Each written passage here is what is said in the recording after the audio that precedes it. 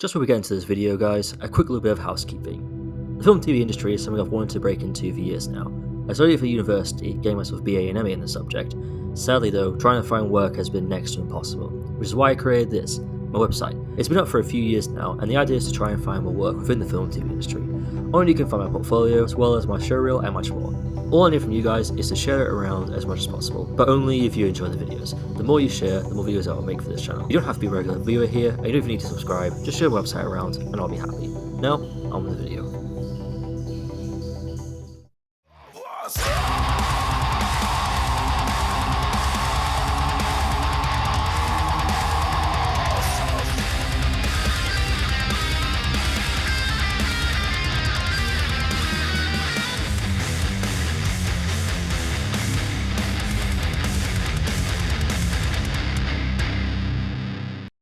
And hello everybody and welcome back to an episode of My Isolation Podcast, one of the greatest media-related podcasts you've definitely never heard of until right now. My name is Connor, thank you so much for tuning in and making this podcast part of your day, whether it's your morning, your afternoon, your evening, or even something you just want to fall asleep to. And if you are feeling lonely and isolated out there, I really hope this podcast helps brighten your day. With that being said, let's just jump into it, because today we're talking about 2026 so far in film, because the year hasn't ended yet.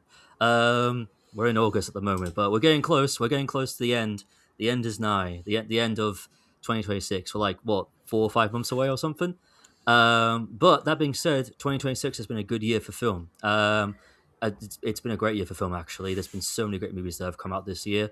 So many films, and there's been so many films, I just couldn't do it alone, so I had to get a guest with me. So please, everyone, raise your hands to, welcome back Mr. Alex Ornell, everybody. Way. Please put applause in the edit, Connor, right now. Everyone needs to know.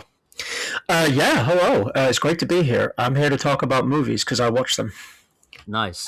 But no, how do you think about 2026 so far, Alex? How are you feeling? Yeah, pretty good. Well, in terms of films, yeah, great. In terms of everything else, yeah. The world is currently about to implode, but hey, it's what it is. We still get films for the time being, so I'm just gonna take it as it comes.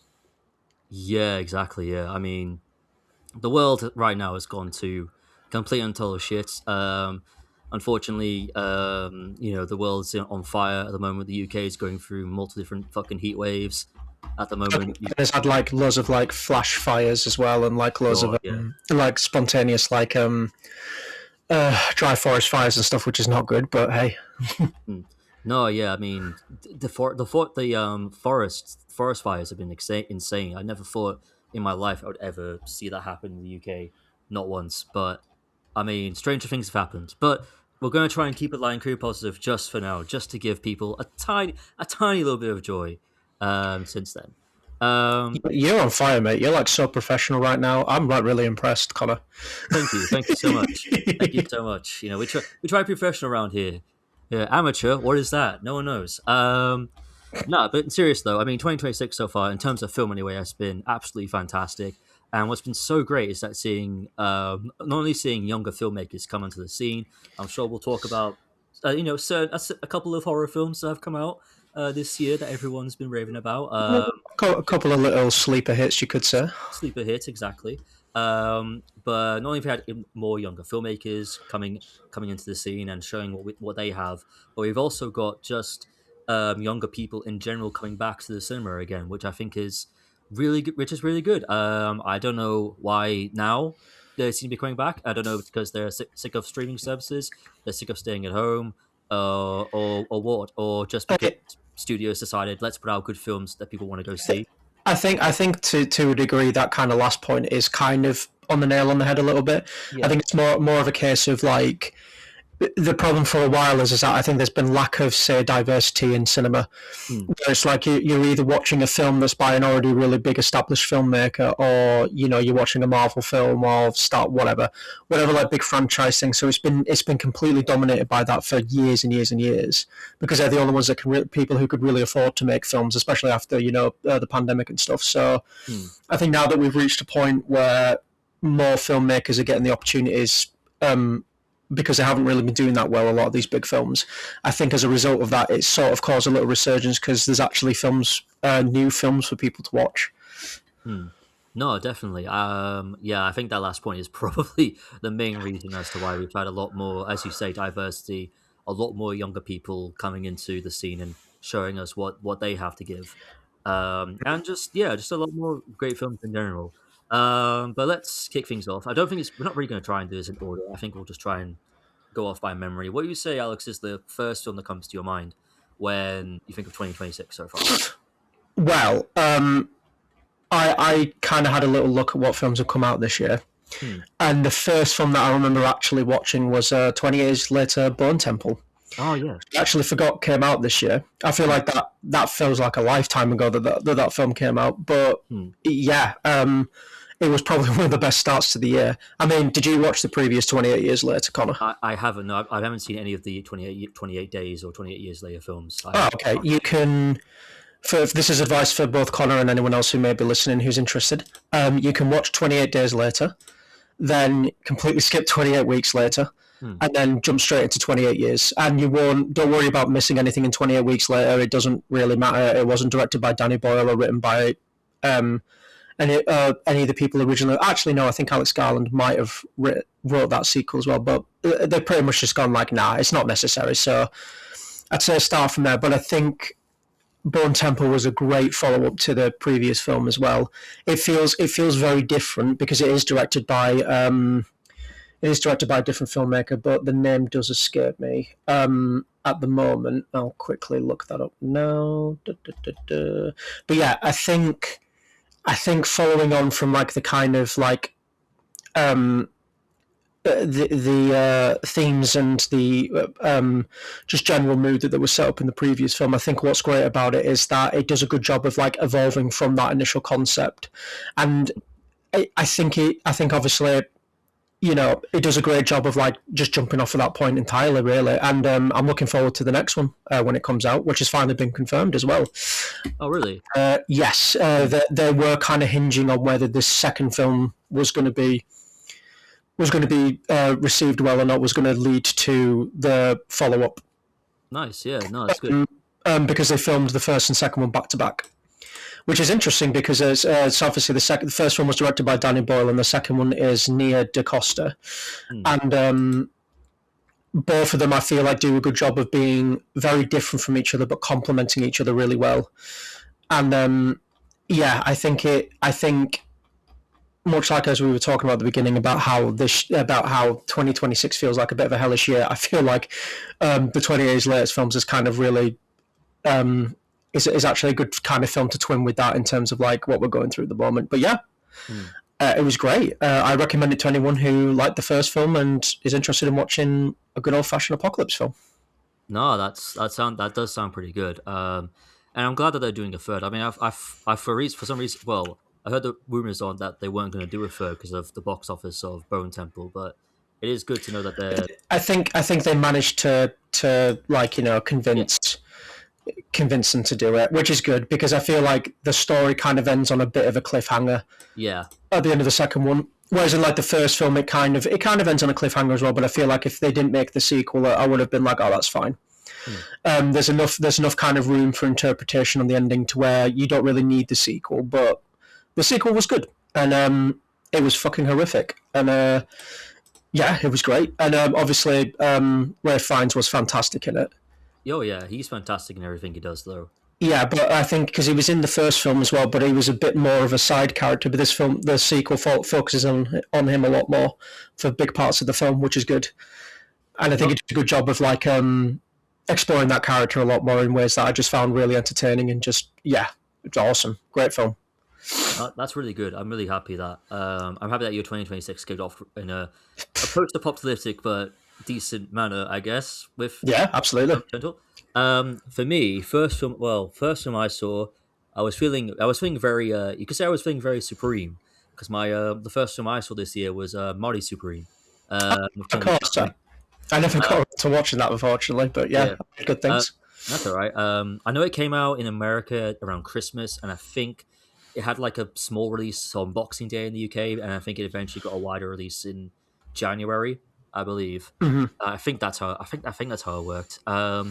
but I really wanted to see it because obviously I saw trailers for it and it looked really interesting.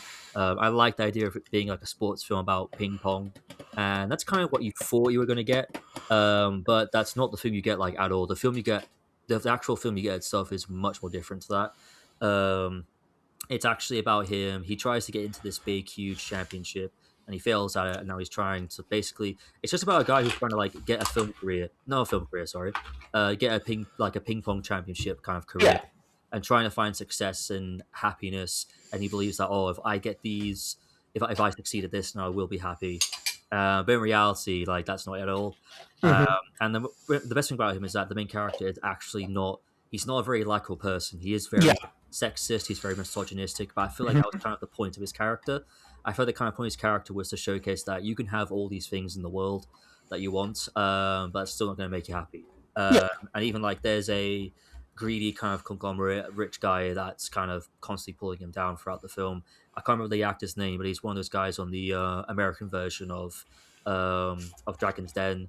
Very big, very big rich guy. Hmm. Big arsehole as well. I know Mark Ruffalo hates him. I know they were beefing earlier this year, which is quite funny to see. But in my opinion, if Mark Ruffalo is beefing with you, that's probably for a good reason, I imagine. Yeah, it seems like a cool dude from what I've seen. From what I've seen him talk about outside of film related stuff or like outside of acting, he seems like a cool guy. Yeah, but for my Supreme, yeah, it's really it's quite a unique film. It's quite a suspenseful film as well. Like the amount of fucking like I know that Double Toasted mentioned this when they did their review at the start of the year, but literally the amount of fucking like destruction this guy does in his city is actually quite shocking.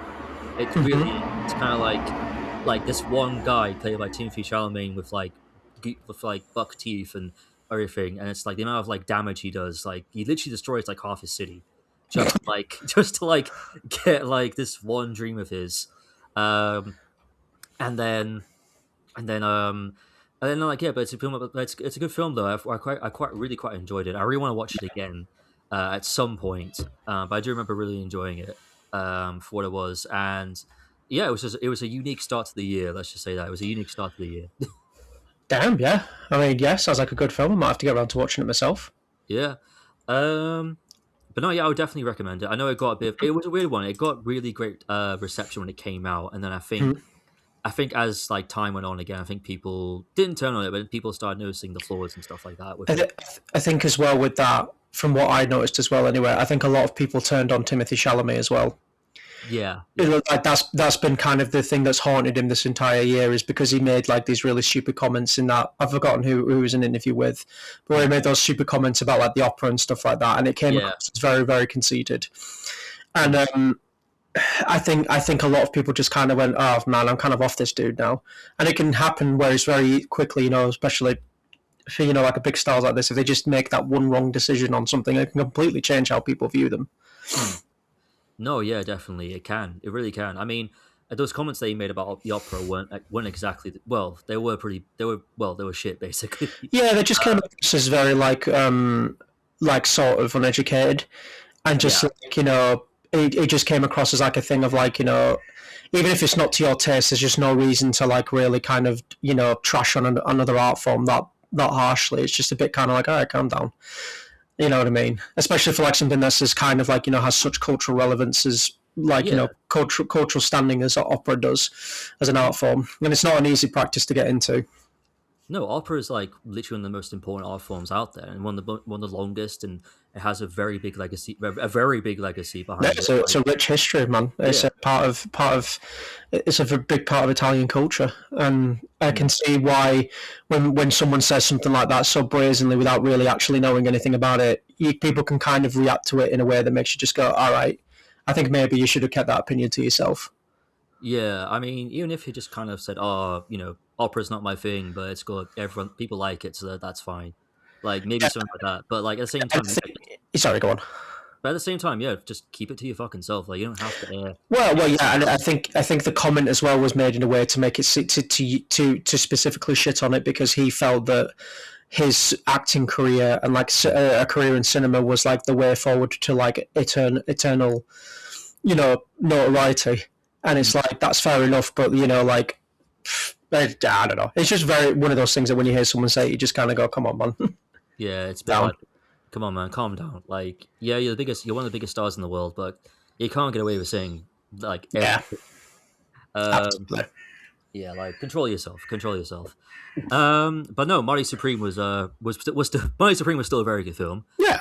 Timothy Chalamet still did a very good performance, I think. Playing Okay. this kind of weaselly, well, he's called Marty Mouse, and you can see why he's called that because he's basically a very kind of mousy, more of a Weasley kind of character, Yeah, really. I get what you mean. Yeah. Very Uh, rodent-like. yeah, very shady. He's a con man basically. He likes to con Mhm. people out of things. And he basically just cons his whole way throughout the film. But yeah, like I said, it's a film that kind of defines the idea of just because you want this one thing it's not going to make you happy. You can chase this one dream all you want to, but Yeah. at the end of the day, like, is that really going to make you happy? And the ending, I think, is really, you can look at the ending really like in two different ways. Because obviously at the end, Mhm.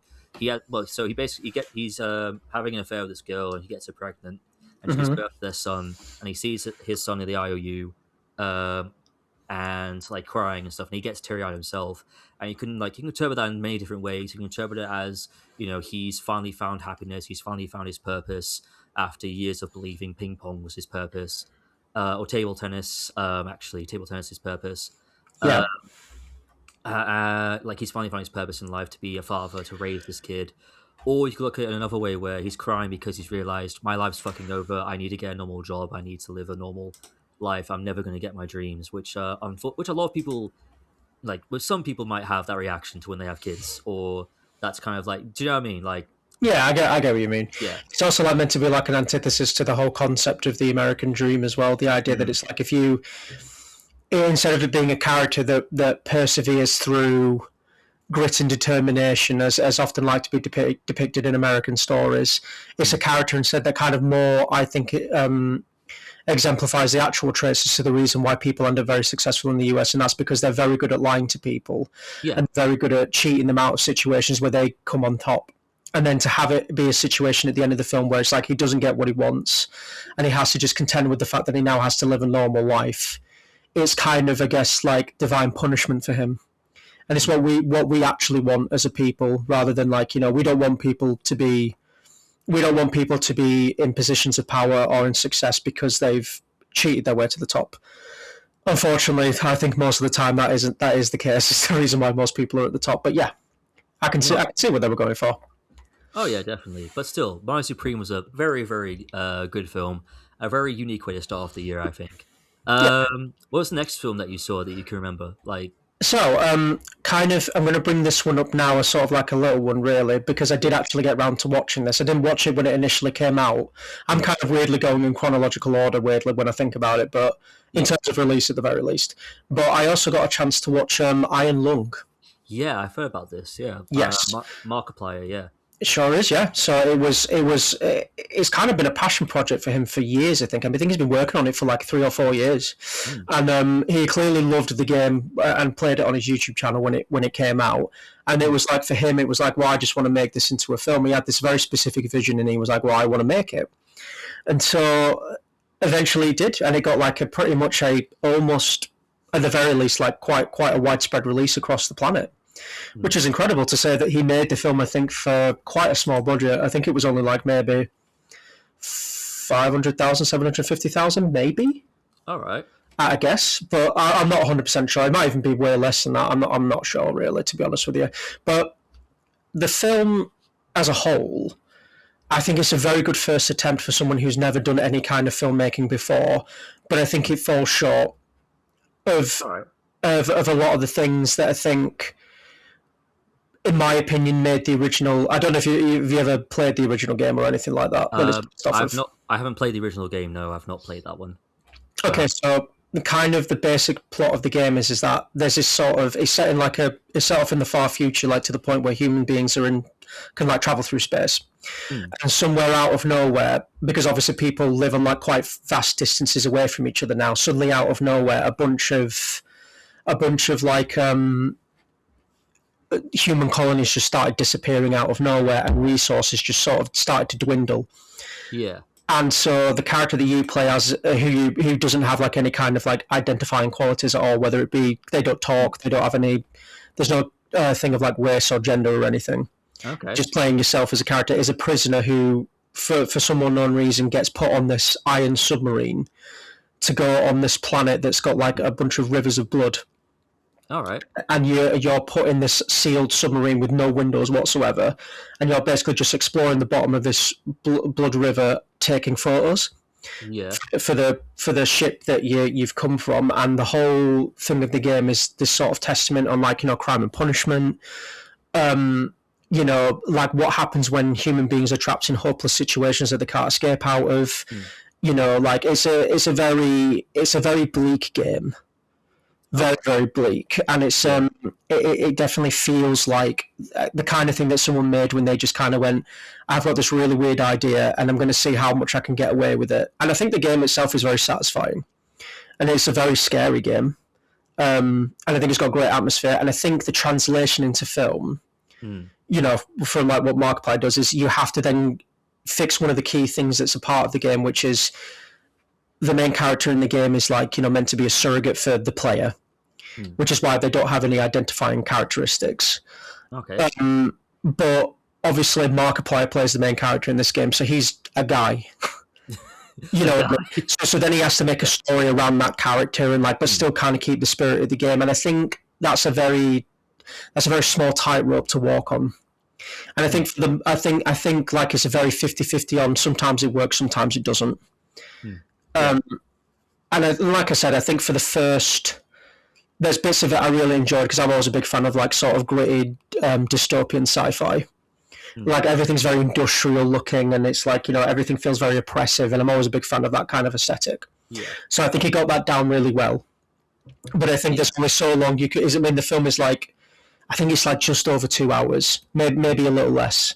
But I think there's only so long you can watch a character just be in one location like that for so long and keep it engaging.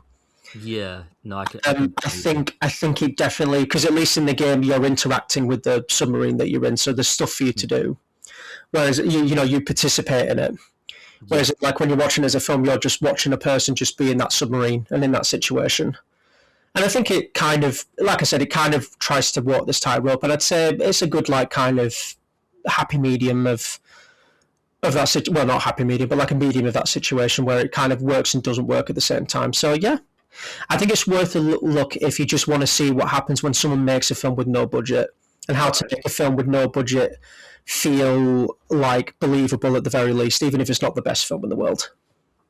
No, that sounds. Yeah, I understand where you're coming from. I mean, you say it's a good like first effort from him. You know. Yeah, I think so. Yeah. Like if Markiplier, like say, got a bigger budget and could hire actors Hmm. and maybe could focus more on, because obviously he's directing the film as well as being the main character. So like that's obviously a big, that's obviously to do with budget constraints to a degree, and it's because it's a passion project for him. But also like if he was to get like bigger budget, maybe he could just focus on the directing angle and then just get actors to fill in the roles that he Hmm. wants to play. And I think he could do it if it. Yeah. I'm not sure how much he made or anything like that, but if he could get that opportunity, I think it could work. Yeah. What do you think if he ever got the opportunity to remake this film on the bigger budget side? Do you think he'd do it, or do you think he'd just do something else? No, I think he would do something else because I think there's kind of no Yeah. reason to make this film on a bigger budget. You'd Hmm. just be wasting it on nothing. You know what I Okay. mean? It's a Yeah. character in a submarine. You don't really need a big budget, so True. Yeah. I mean, yeah. Certain the one location. Yeah. Definitely. Yeah, I think um, that's just a better way to do it. no, that is really cool. I completely forgot that Markiplier had a film to come out this year. Actually, I'll be The, honest. I think the problem is, as I'll get to with another film a bit further down on this list, there's Hmm. been a lot of good horror films this year. So I There has think to be. so I think unless you like the best of the best, I think you are going to fall to the wayside. Unfortunately, Hmm. there's loads of horror films. I mean, there's loads of horror films that come out every year, but there's so many that I think have just been forgotten. Yeah. Mainly because some of them are bad, but also because there's two films in particular I can think of that have really, three films in fact, that have really gone above, like the typical horror films that have come out in the past few years. And yeah, I can see why maybe Iron Lung kind of got left to the side a little bit. Yeah. No, definitely. That is kind of. I mean, I don't know if I say unfortunate because the film, he still did pretty well. I think box office wise, people were talking about it. and I Yeah, think it's a good achievement on his part. And I think I do hope it creates a good career for him. I really hope he does manage to get himself a decent directing career out of this. I hope somebody does give like they give him a check like a big production gives him like absolutely. I yeah. mean, we're learning as well that the YouTuber to the director pipeline is a real thing now. You know what I Mm, mean? Like, definitely yeah. starting out on YouTube is now almost nearly a viable career path Mm. to becoming a director. So, like, if we get more of that, that'd be great. No, definitely. I would love to see more like YouTubers get their shot because I think yeah, YouTube has pretty much become like one of the biggest it's the biggest platform in the world basically. Yeah, Uh absolutely. Yeah. like which is crazy when you think about back in the day it was just people using like shitty home cameras, and now suddenly you've got like big, huge cameras, big, huge lights, and everything like that. It's insane. I mean, it does take away a little bit from the charm. I think the charm of YouTube was it was just a random person just broadcasting themselves. That was the original slogan for it. Mhm. Um, but at the same time, though, it's still cool that it can help get. It's always been able to get people careers though. Like people have been able to like spawn careers off Yeah, YouTube for years. and I think as well, like, I think with art in general, not just filmmaking, but art in general, I think accessibility is a very important thing. Mm, So, like, I think it's always good that, like, now you think about cameras now, the quality you can get from a camera now for, like, even just a couple £100 is mm. completely different to what that would have gotten you, like, say 30 years ago. Yeah. You know what I mean? Like, it's so much more viable now for people to get like decent equipment for a very reasonable price, and I think that's a good thing, because I think if we don't give just general like people who don't have the means to get all this big equipment and stuff like the chance to make stuff, everything will just be the same, and that's not interesting to me at all. No, Like, we need art gets pushed when people have the opportunity to you get new people in and fresh talent. It's the only way it thrives. Yeah, you need to be diverse. You have to embrace the new stuff. Basically, you need Yeah, new, interesting, exactly. and fresh. Absolutely, yeah. Yeah, like there's nothing wrong. Like new is always better in my in my opinion. Anyway, Yeah, that's the I think there's value in there's value in an experience as well, but I think also like there's a point when I think people who've been around for a while should maybe think maybe I should start helping out the younger talent, giving them the opportunity yeah. to try out new things and to make stuff. And I get that that's hard when you're a creative type yourself. You're like, oh, I want to still make stuff, Hmm. and I want to. I've still got so much to say, but it's like, but there's. I think you can do both. You know what I mean? Try your best to help out the new generation as well as still make what you want to make, and I think that's the way it should be. Yeah, exactly. But yeah, exactly. Like just help the younger people out, but still, like you said, just still make what they want to make. Like I think Yeah, that is the key. I know that there was a girl on Instagram who used to who worked in the film TV industry, and she actually recorded herself on the day that she was like she was on set for something, and she was like, "Yeah, I'm gonna leave because I'm doing like 14-hour days for like somebody else taking the credit for my work, and I'm just gonna get a 9 to 5 and make films on the side." yeah, and oh, sorry, go on. And and then today, I think today or maybe a couple months ago, I saw it today anyway. She did like a 1 year later post where she was like, "I'm doing a 9 to 5. I'm making films on the side, and I'm way more happier." And Yeah, yeah, yeah, and I think it doesn't help as well that the film industry is so unwilling to pay these people. You know what I mean? Like that's definitely I think a bigger problem that's coming into the actual filmmaking industry now. Really, is obviously you can see the AI yeah, the AI over the horizon that's coming in, and it's so tempting for them because they're like, we don't have to pay anyone if we do this, and it's like, mm, yeah, man, but you need to invest in that talent. That's the only way things will get done. And eventually, and AI is so unpopular that it's mm, like I don't think it will be as successful as they think it will be. But I no, don't know. It's not there just yet, but it's definitely coming up over the yeah, horizon, and it's I'm going to take what I can for the time being until eventually at least bigger film companies just kind of go like, oh no, we're just going to do AI, or they know. Ugh. But oh well, it doesn't matter. don't But matter. anyway, Connor, Yeah. what other films did you see this year? Uh, What is your next film of choice? Next film is a little like comedy drama called "Is This Thing On," starring Will Arnett and directed by Bradley Cooper. This is actually a film Mm. that's loosely based on the life of comedian John Bishop, Oh, where basically these two characters, Alex and Tess, they've been together for years, but their marriage has fallen apart and they start to live separately, and they're in the middle of maybe getting a divorce. and then Alex decides that he wants to start doing stand up. So he starts doing stand up, and he starts kind of making jokes about his divorce and how. Or how the process of the divorce is going, how it's taking its toll on him. But obviously, he's using comedy as like a defense mechanism for disguising the pain that he's actually going through. Hmm. And one night, his wife actually comes to one of the shows, and then they fall back in love and they get back together again. And Oh, that is how it happened for John Bishop, and that's how it happens pretty much in this film. And it was just a really sweet and lovely film, and it really, deeply explored, the complexities of marriage, the complexities of relationships, and how easily they can break down after being together for years and years. But also, like, I also seeing kind of the differences as well. Like there's a line at the very end, like how conflicted you can be. Like there's a line at the end where he's trying to convince her to take him back, where he says to her, "I was unhappy in our marriage, but I wasn't unhappy with our marriage." And right. sorry. Sorry, go on. I was just responding. Sorry. No, that's right. And I think that there's something really interesting in that concept where I feel like maybe there are people out there that get the two confused, where they're like, "Oh, am I unhappy in this? Am I unhappy with this, or am I unhappy in this?" As well, but it can also showcase, it's sometimes time apart and reconnecting or with your partner on a certain level is massively deeply important. I mean, I'm not married or anything, but even I kind of know that you need to meet, it's important to communicate with your partner and talk to your partner about these issues and these complexities. And I do like the idea that he uses comedy as a way to mask that, but which obviously comedians do it all the fucking time. You know what I mean? That's why there is this obvious kind of a bit of a stereotype where comedians are probably some of the most unhappy people on the planet, because obviously they're using their comedy as a defense mechanism to hide behind the pain that they're actually secretly going through, or they'll make jokes about what they're currently going through because it's an easy thing to make jokes about. But I liked how this film explores that, and how how something happens in his life with his ex-wife, and so he's constantly cutting back to the uh, the com- the comedy stage to like make a joke about it, try and make people Mhm. laugh about it.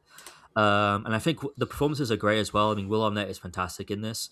Bradley Cooper's direction is also really good. He's also in the film as well. Like he plays a character in the film who's like an actor who's kind of also going through his fair share of a bit of a midlife crisis. And I think at one point he's considering like leaving his wife the same way Alex left his wife, and Alex is trying hard to like actually talk him out of it because he's like, Yeah. this not be end the way you think it's going to end. Mm. Uh, but no, it was really good. I would recommend you go see it. It's a very lovely, very heartwarming, but also just very. I wouldn't say an upbeat comedy, but definitely a very good comedy. Definitely a very good comedy drama. Probably one of some of the best I've seen in a long time, I would say. Yeah, awesome. Yeah, I'll give it a watch. I've heard about. I remember when that film got announced, I was just kind of like, "What the fuck?" Like it was one of those films that weirdly just kind of I feel like I just wasn't expecting it to just be a thing. But hey, here we are, and I think that's a cool way to kind of like work off of like an existing story and then placing it in a completely different context and environment. But clearly, like it worked really well for everyone involved. Yeah. I mean, I know that John Bishop tried to be a bit more involved, but I think even he was a bit like, yeah, I had to eventually step away and let them do their thing, just because the story is very personal to him. But I think he even admitted he was like really pleased with the overall result, because again, this isn't really a movie about his life, but more inspired by it. If that makes sense. Yeah, Uh, yeah. It's it's him looking at like kind of taking aspects of his life but putting it into a different context, which is yeah hmm. completely fine. No, yeah, and again, I really loved the film, and I thought it was just a very heartwarming, just a heartwarming comedy drama in a weird way. Yeah, I feel like most of these films I'm going to say I liked, because I tend to go out of my way to watch good films in the cinema. I don't like really wasting my ticket on films. I don't crap. There is one film on this list though that unfortunately was crap. We'll get to that when we get to that. that's okay. Yeah, we'll get to that because I've got a massive rant that I need to unleash over that film. Yeah, that's fine.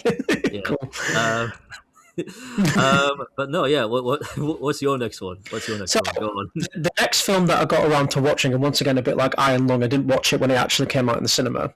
I watched it on Disney Plus, I think, when it came out on streaming. Is the new Sam Raimi film Send Help? Yes. Oh, I completely forgot about that one as well. Yes, yes. I'm a. It should be. I don't know. To yourself, Connor, and to anyone else listening, I'm a massive Sam Raimi fan. Mm, I love the Evil Dead films. I love the Spider-Man films he did. Even like his little smaller, independent, like schlocky films that he's made over the years. I just think Sam Raimi is really good at just making like fun, like but kind of disgusting and a little bit like kind of ridiculous films. And I think he's got a talent for just making films that are just like completely enjoyable to watch, even if they're not like the most well acted or coherent or anything like that. So Send Help is, I'm trying to think of the best way to explain what this film kind of is, because it's kind of it's very much got that sort of tongue-in-cheek that Sam Raimi is known for, but I definitely don't think it's one of his best films, if I'm being honest with you. And I think but I think the setup is really great. Where you've got this you've got this character played by Rachel McAdams, who's like this overworked analyst who is like really looked down upon by everyone at work, and then she ends up trapped on a desert island with her boss, essentially, who's basically a nepo baby. But she's obviously got like this massive sort of like love and like appreciation for like survival shows. So she's like completely capable of surviving in the wild. Whereas in what was the name of the guy who played? Dylan O'Brien. Dylan O'Brien. That's it. Yeah, you're right.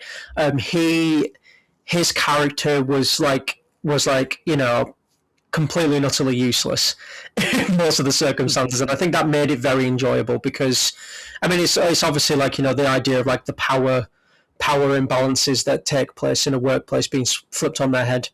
When a person who usually has all the control is placed into a situation where they don't. But I will say for the film, it kind of felt very predictable. That's definitely the one thing I will say about it. I think it was.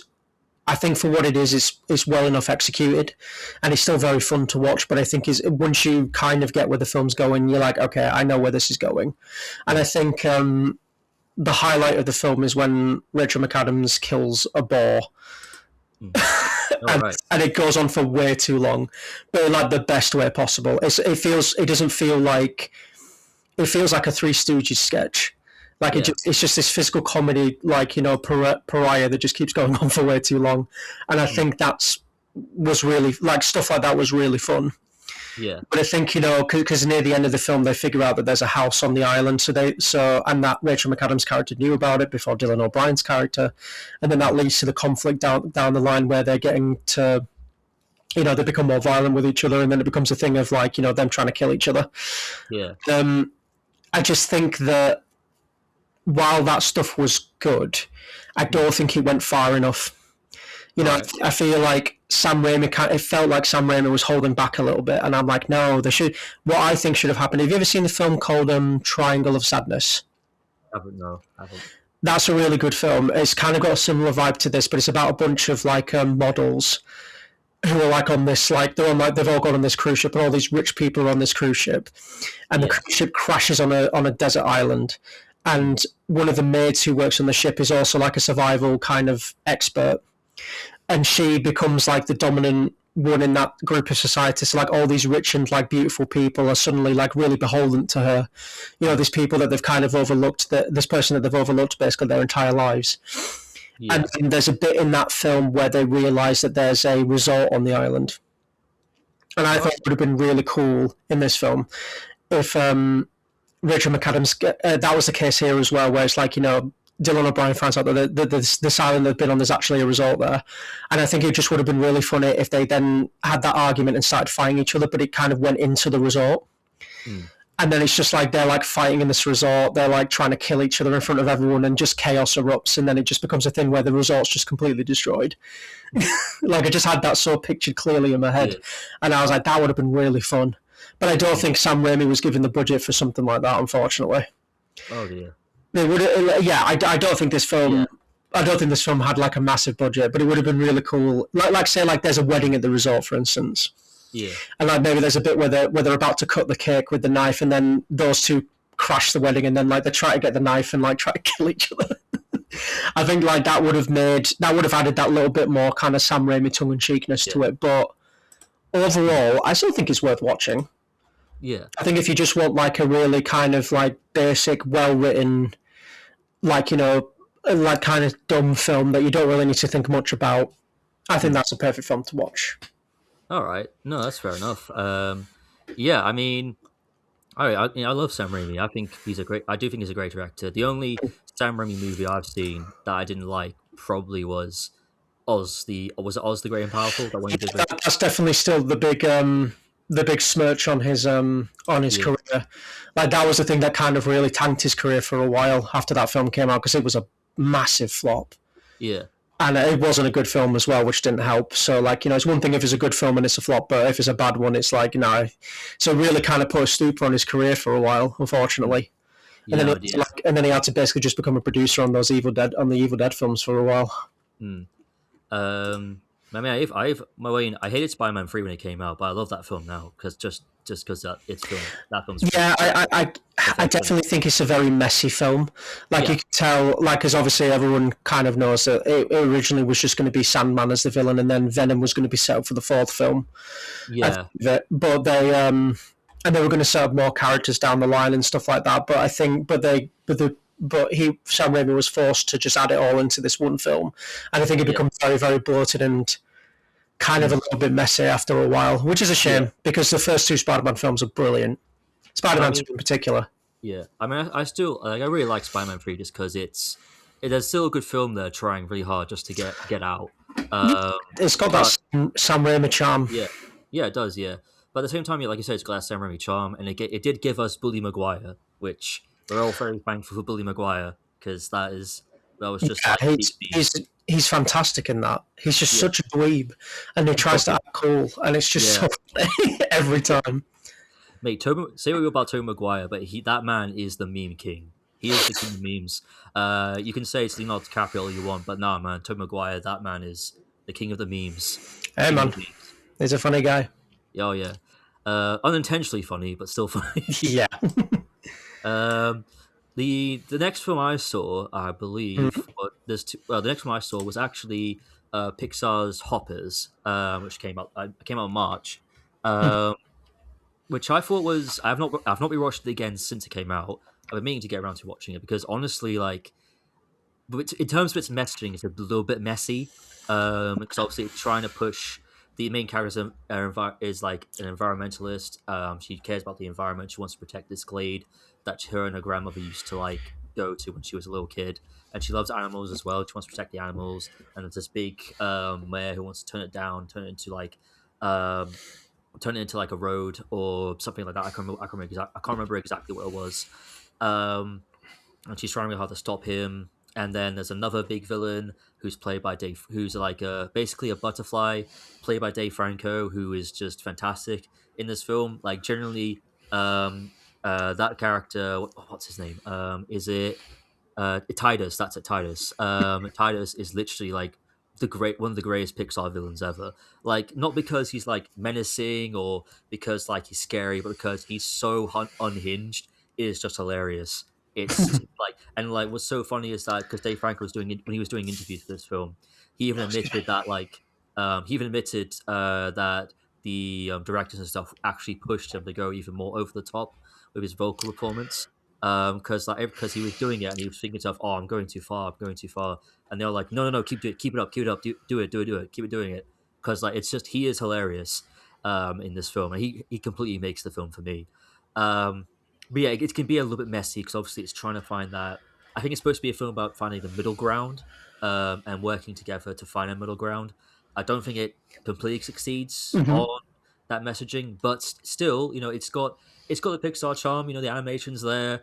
The story still has its emotional moments, which is always nice. The main character is really likable. I love the concept of hoppers, of the hoppers concept, where you're putting your subconscious into like an animatronic animal and kind of integrating with the society. I love all the little jokes they make when Mavis is a beaver and she's like integrating herself with the other beavers. I love the idea that they all because the glade's been taken over by the humans. Everyone lives on this pond together, and there's like pond rules they have to follow, and Mm-hmm. the king is like leading them, but he's a nice guy and stuff like that. But yeah, but again, yeah. Overall, I just thought it was very good. I thought it Yeah. was very good and very enjoyable. Bit messy in its messaging, yes, but still a very enjoyable movie, I think. Oh, good. All right. Hmm. Now, I've not got around to watching it myself, but I don't know. I might get around to watching it at some point. Hmm. Do it for Titus. You have to do it for anything. Do it for At Titus. least, at least for Titus, okay.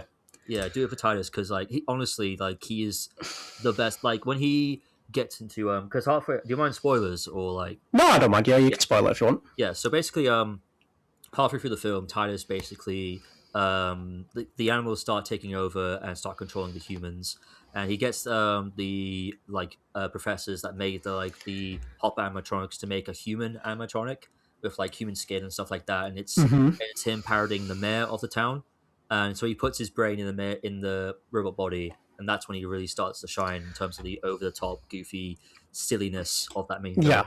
because it's just hilarious. I like watch it for him because he is absolutely peak in that movie. All right, cool. Mm. Awesome. Might Yeah. give it a watch at some point. No, I recommend it. I mean, it's on Disney Plus now, so Oh, there definitely you give go. it a rewatch. So easy to watch then. Yeah, Um, right. So the next film that I wanted to bring up, yeah, because we're getting into the part of the year now, Connor, where you never guess it. All of these horror films came out, and some yeah, of them were really good. mm, So I'm going to take the time to highlight a horror film that came out that I yeah, don't think a lot of people watched, but yeah, is very, very enjoyable. And actually, funny enough, I think it's a good. It follows on really well from Send Help because it feels mm, like a Sam Raimi film. yeah. It is called They Will Kill You, if you've ever heard of it. I think I've heard. I think I have heard of that. Yeah, I believe so. Um, Let me see. So have a quick look at it, and then I'll. Yeah, I've seen that. Yeah, I've seen this on Mhm.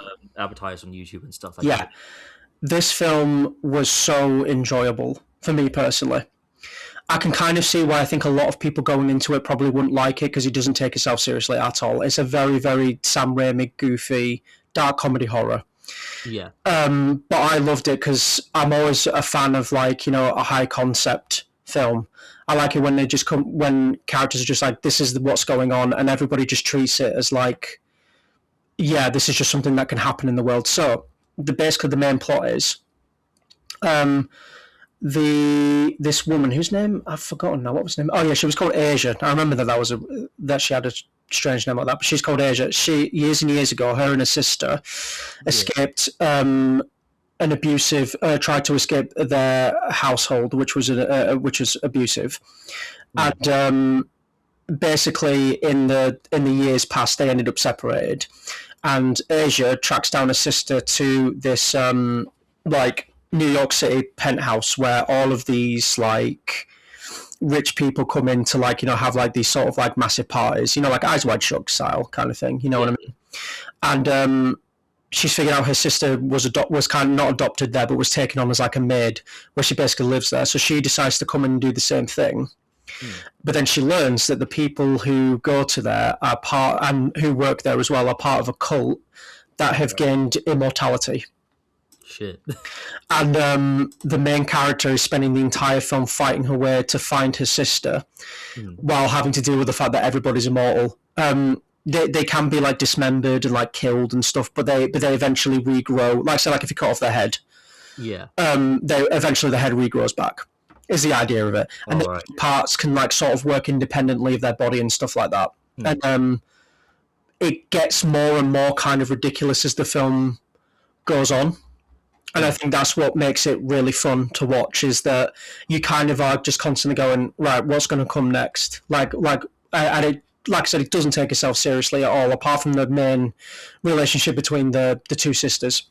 mm, Everyone else is pretty much like kind of like a caricature of what we kind of suspect for like, rich assholes. mm. And it's got like a lot of good people in it, like Tom Felton's in it, Oh wow. Heather Graham's in it, Patricia Arquette's in it. There's a lot of like weird, like random people that show up place to place who just play like these, who just play these rich assholes, and it's a genuinely really fun watch. And I think Mm, if you were, I could see why a lot of people didn't go for it at first, but I think if you want to see another like kind of horror film mm. from this year, I think this is definitely one that's worth watching, in my opinion.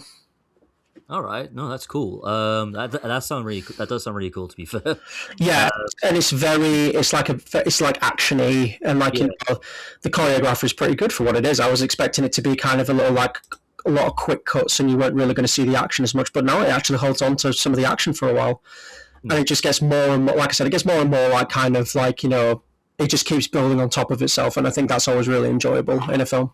hmm. No, that does sound really cool. I definitely need to give that a watch because, yeah, I mean, I know I love the main actress in it because I saw her in Deadpool 2. I think she Oh played yeah, one yeah, of yeah. them. She was in Deadpool, Yeah, too, wasn't she? Yeah. that actually does sound very like Deadpool-y to me. Like the fact that they cut something off and something and it regrows element to it. Yeah, Like, yeah, it's very like I said. It reminds me a lot of a Sam Raimi horror film, hmm, where yeah, it's like I could see like Ash, for the main character from the Evil Dead yeah, films, being a part of this story, and yeah, like, would be like saying one-liners and stuff like that. It feels very like part yeah, of like that kind of yeah. thing, and I think it's nice that like this year in general, because I know that this has been a big year for horror film. I think it's good that we've seen a lot of diversity Absolutely, yeah, in absolutely. horror films as well. Like the ones that are popular aren't just always the same kind of horror film. Mm, And yeah, it has been like a very very good year for it, and I think if nobody got round to watching They Will Kill You, I highly recommend it. yeah, man, I will happily watch They Will Kill You because I remember. To be fair, I remember seeing advertisements for like TV spots and stuff on YouTube, and I did think it looked really cool. I just never got around to it, unfortunately. Uh, not because of like critical reception or anything like that, just because you don't have time. There's been so much, Connor. Yeah, yeah, like there's so About. God, yeah, like and speaking of which, the next film on my list, Mm-hmm. um, you know, first of all, Alex, I'm really glad you're back on this podcast, because It's great to um, be here. yeah, exactly. I was gonna make a joke. I was gonna make a "I belong with you" joke, but then I was like, actually, no, that might be a big cringe. Because that was supposed to be it was supposed to be a reference to the trailer for the next film I'm about to talk about, which is Project Hail Mary. Did Yes, of you course. did you watch this film when it came out? No, Or but I know a lot of people really liked it. I think it's like one of those films that has surprised a lot of people with how good it is, yeah. and it seems to kind of always be talked about very highly. But yeah, what did you think of it? Yeah, I'm one of those people. I absolutely loved the film. I thought, it was a great, nothing comes between Ryan Gosling and his pet rock. Basically, Yeah, essentially. that's kind of what this film is. It's not well, Rocky isn't exactly a pet rock. He's a space rock that is his friend. Um, but yeah, it's a very lovely and sweet story about a um a science teacher who gets sent to space on this mission. He doesn't know if he's going to come back. Two of his crew members die whilst on the journey there, so he's all alone on the ship. Hmm. And he bumps into his other ship, and throughout the film, he's learning to see how this creature called Rocky can communicate with him, and they become really good friends. He gives him a translator with a big celebrity voice, and together they kind of learn about each other the more they spend time with each other. So Rocky learns more about Earth. Um, Ryan Gosling's character, who I'm gonna look up now actually, just because I don't want to keep calling him Ryan Gosling because this character does Yeah, actually have that's he fair. actually has a name, believe it or not. Ryland Grace, that's it. So Rocky learns more about Ryland. Ryland learns more about Rocky. Um, and it was just a very lovely and sweet story. Hmm. Like there's not much else you can really say about it. It was great seeing them together. The rock animatronic that they used for Rocky was generally very nice. It was very Rocky was very he was very cute, to be fair, even though he doesn't have a face or Hmm. like big doughy eyes like you would normally give an animatronic if you wanted them to give him that kind of that cute animalistic style. But he was still very sweet and very innocent. And I think the um the translator that Ryan Gosling gives him, I think was a big help to that as well. And again, like when he first meets Rocky and stuff, he wants to learn more about him and vice versa, and just seeing their bond and as they begin to become very close friends. And even when their mission is complete and they have to part ways, and then you find out that Rocky's in trouble, and so Ryland has to go after it's either Ryland either has to go after him and save him, or go back home like he's supposed to. And he just chooses to go after Rocky because that's who he cares about. And it's Yeah. just very lovely. And I do love the ending where he's on Rocky's planet teaching all these little Rockies about science, and it's just very sweet. He's found a really good life for himself there as well. Yeah, it sounds like a story about a man who's fallen out of love with his profession, but then has found like a way to make that work for him again. And that sounds like a really Yeah, nice film. it is a very nice film. That is pretty much what it is. He falls out of love with his profession, and he needs to, but he finds love again in something else. And I think that yeah, it was just a very sweet and lovely film. I can see why it got the praise it did. Ryan Gosling is fantastic in it as well, as always. Very funny. But he's such a big movie star now. Like it's actually insane how like he's pretty much. I saw an article recently that said has Ryan Gosling become a Gen Z's big movie star? And I think so because Yeah, he's in everything. Like he's in this, he's in Star Wars Starfire next year. He's gonna be Ghost Rider, which I think is fucking mad. Ghost Rider, which And was I think uh, that was. I think when that came, I was like, oh, okay. yeah that's gonna be very interesting when that comes out in 2028. Yeah, But no, but yeah, and you can see why because he's also just a really good actor. Like even the films he's done before, like Drive or Fall Guy or any of those films, like or uh, what's that Shane Black film he did with Russell Crowe? Was it The Good Guys? yeah. Oh, the nice guys. Yeah, The Nice Guys. That's it. Yeah, he's that was a fantastic in really that. that was a really really good film. It's Oh still yeah, like a film definitely. I think about a lot, and just how like much fun it was. Oh yeah. I absolutely yeah, and I love Shane Black is just a great director in general. I really hope. I don't know. Has he got any new films coming out? Shane Black or I don't know actually. I've not heard anything from him for a while actually. hmm, He might be joining many other directors who are just kind of burnt out with Hollywood at the moment. maybe, but no, it was a very very sweet film, and I would recommend you watch it because it, like I said, All right, very lovely and very sweet movie. well, all right. I might just consider that. Yeah, I think you Cool. should. Okay, What about yourself? What's your so next pick? we're getting into what I like to call the meat and potatoes Yeah, right now, all right, Connor. nice. So the next one we're going to talk about is one of the big three horror films that came out in May. Oh, okay, yeah, I think we know where this is going. We're gonna go into it, but I'm probably not going to start off with the one that you have seen. Yeah, So I'm going to first talk about the one that came out first because I'm doing it literally in chronological order. Hokum, okay, the film directed by Damien McCarthy, who's an Irish director, starring Adam Scott all as right. a. Did you ever watch any of the trailers, or are you aware of anything about this film first? Actually, Welcome. I think I remember. I do remember hearing about it. I just can't remember. I just can't remember where. I think it might have been. It might have been maybe a pop culture brain. That yeah. guy's like Instagram reels. It could be one of those things. It could have It, been C3 Films. Maybe did mention it on a sci flick. I can't picture it, but I know I've heard of it. I just cannot remember yeah, where yeah, I that's saw it. fine. Like I think it, like I said, with a lot of films, there's two horror films in particular that came out in May that I think overshadowed a lot of films that came out before it. And Yeah. unfortunately, Hokum was one of them as well because, and I say unfortunately because Hokum was actually probably one of my favorite films this year.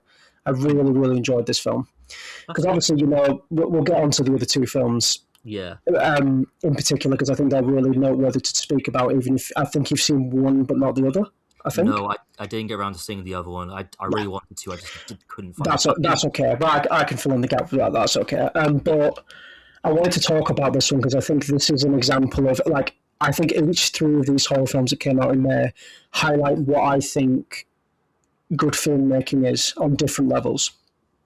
Hokum is what happens when you've just got a really solid screenplay.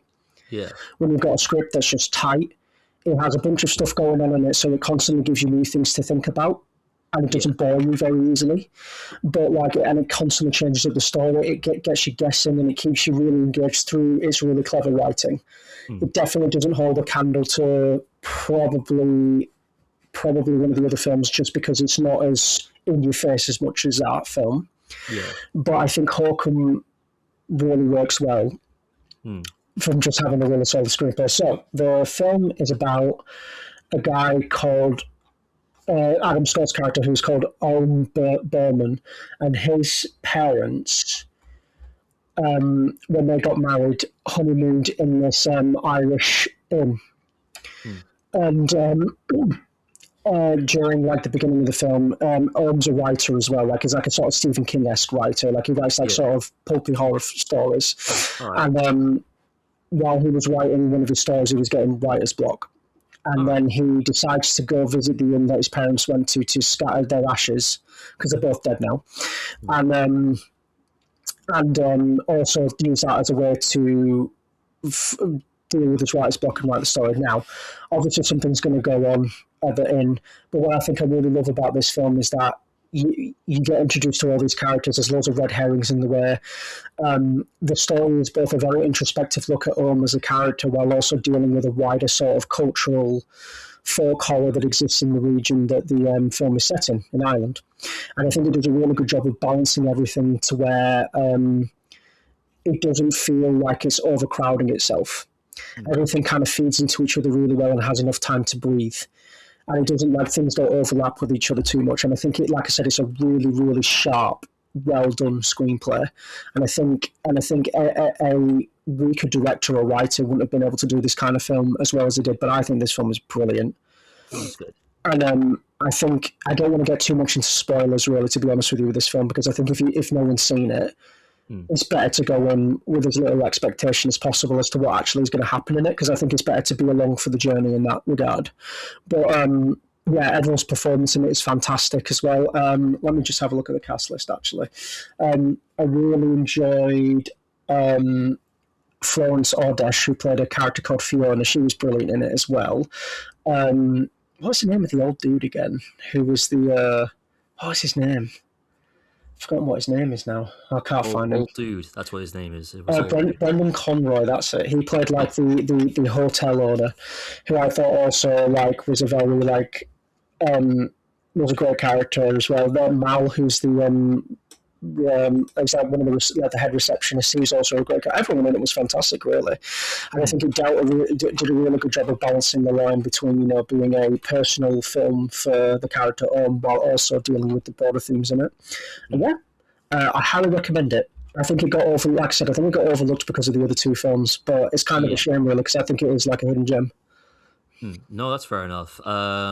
Yeah, like a lot of the films you've suggested on this list. I will give them a watch at some point. I don't know when, but it'll happen. Yeah, It will happen. yeah, absolutely. Um, I think it's worth tracking down. Of all like the films I've mentioned so far, I put this one at the top of my list as one of the films that I think is worth seeing. yeah. Absolutely. No, definitely. Did you want to talk about the other horror films or? Well, I was going to say, like, do you have any other films that you want to mention I've got first? I've got two more. I've got two more. Uh, Sure. let First one is let's talk about the Super Mario Galaxy movie. Oh yes, of Now, course. here's the thing. Here's the thing. Here's the thing. Here's the thing. Here's the thing. Here's the thing. Here's the thing. I feel like I need to lay out my credentials before I talk about this film, Mhm. um, because I think it's kind of important. Big Mario fan have been since the age of 4. Mhm. Yeah, Play not Connor's dad actually used to work at Nintendo, Yeah, my dad used to work for Nintendo, so obviously. take Um, this into account when you listen to this, listener, please. yeah, exactly. Yeah. Um, a big Mario fan since the age of 4. I've played, not every Mario game, but I played a crap ton of them. Still a big, massive fan to this very day. Hated the live action film from 1993. I actually really loved the first animated film from 2023. I fucking Mhm. hated this movie. Yeah, Fucking hated this yeah, movie. I've heard a lot of and people say uh, that. it's no look. And it's the weird thing is that I don't really. I try not to get angry when I talk about a piece of media that I don't like. And obviously, when we're in the early 20s, in the 2010s, that was kind of the popular thing to do, thanks to guys like AVGN and Nostalgia Critic, mainly because we weren't old enough to realize that they were just characters being played by actors. Hmm. We all kind of thought that Nostalgia Critic was actually like how he is as a character, not realizing that actually he's just an actor playing a character. Yeah. Um, and then eventually, like I got to my I want to say mid 20s, and I started to mellow out. And every time I would see like a bad piece of media, I would just be like, it sucks, but who gives a shit? It's just a bad piece of media. It's not that deep, and I don't think it should be that deep. This I don't know what this movie did, but it brought that aggression back out of me. This is the first bad piece of media I've seen in a long time that I was actually pissed off at. theater. I generally don't know what happened here. I think it is just because like it wasted my fucking time because this is a movie Yeah, that's about literally nothing. Nothing. This is a yeah, complete nothing hmm burger of a film. A complete nothing burger of a film. Nothing happens in this. Yeah, stuff happens in this. Things happen in this. But like, what is this film actually supposed to be about? It's just random shit after random shit after random sequence. And yeah, you could argue like, oh well, the first one was kind of like that, but at least for the first one was a decent effort. You know what I mean? It was a good first effort at taking this game and adapting it again for a big screen to try and do it justice, unlike the first time from 1993. And to be fair, there was a pretty solid foundation for a good story there. You know what I mean? Like it's about hmm Mario and Luigi. They get separated. They got to find each other again, and together they can truly become the Super Mario Brothers. The second act of that first film definitely needed a bit more work. I will agree on that. Definitely need to give Luigi something to actually do in this. In that film anyway.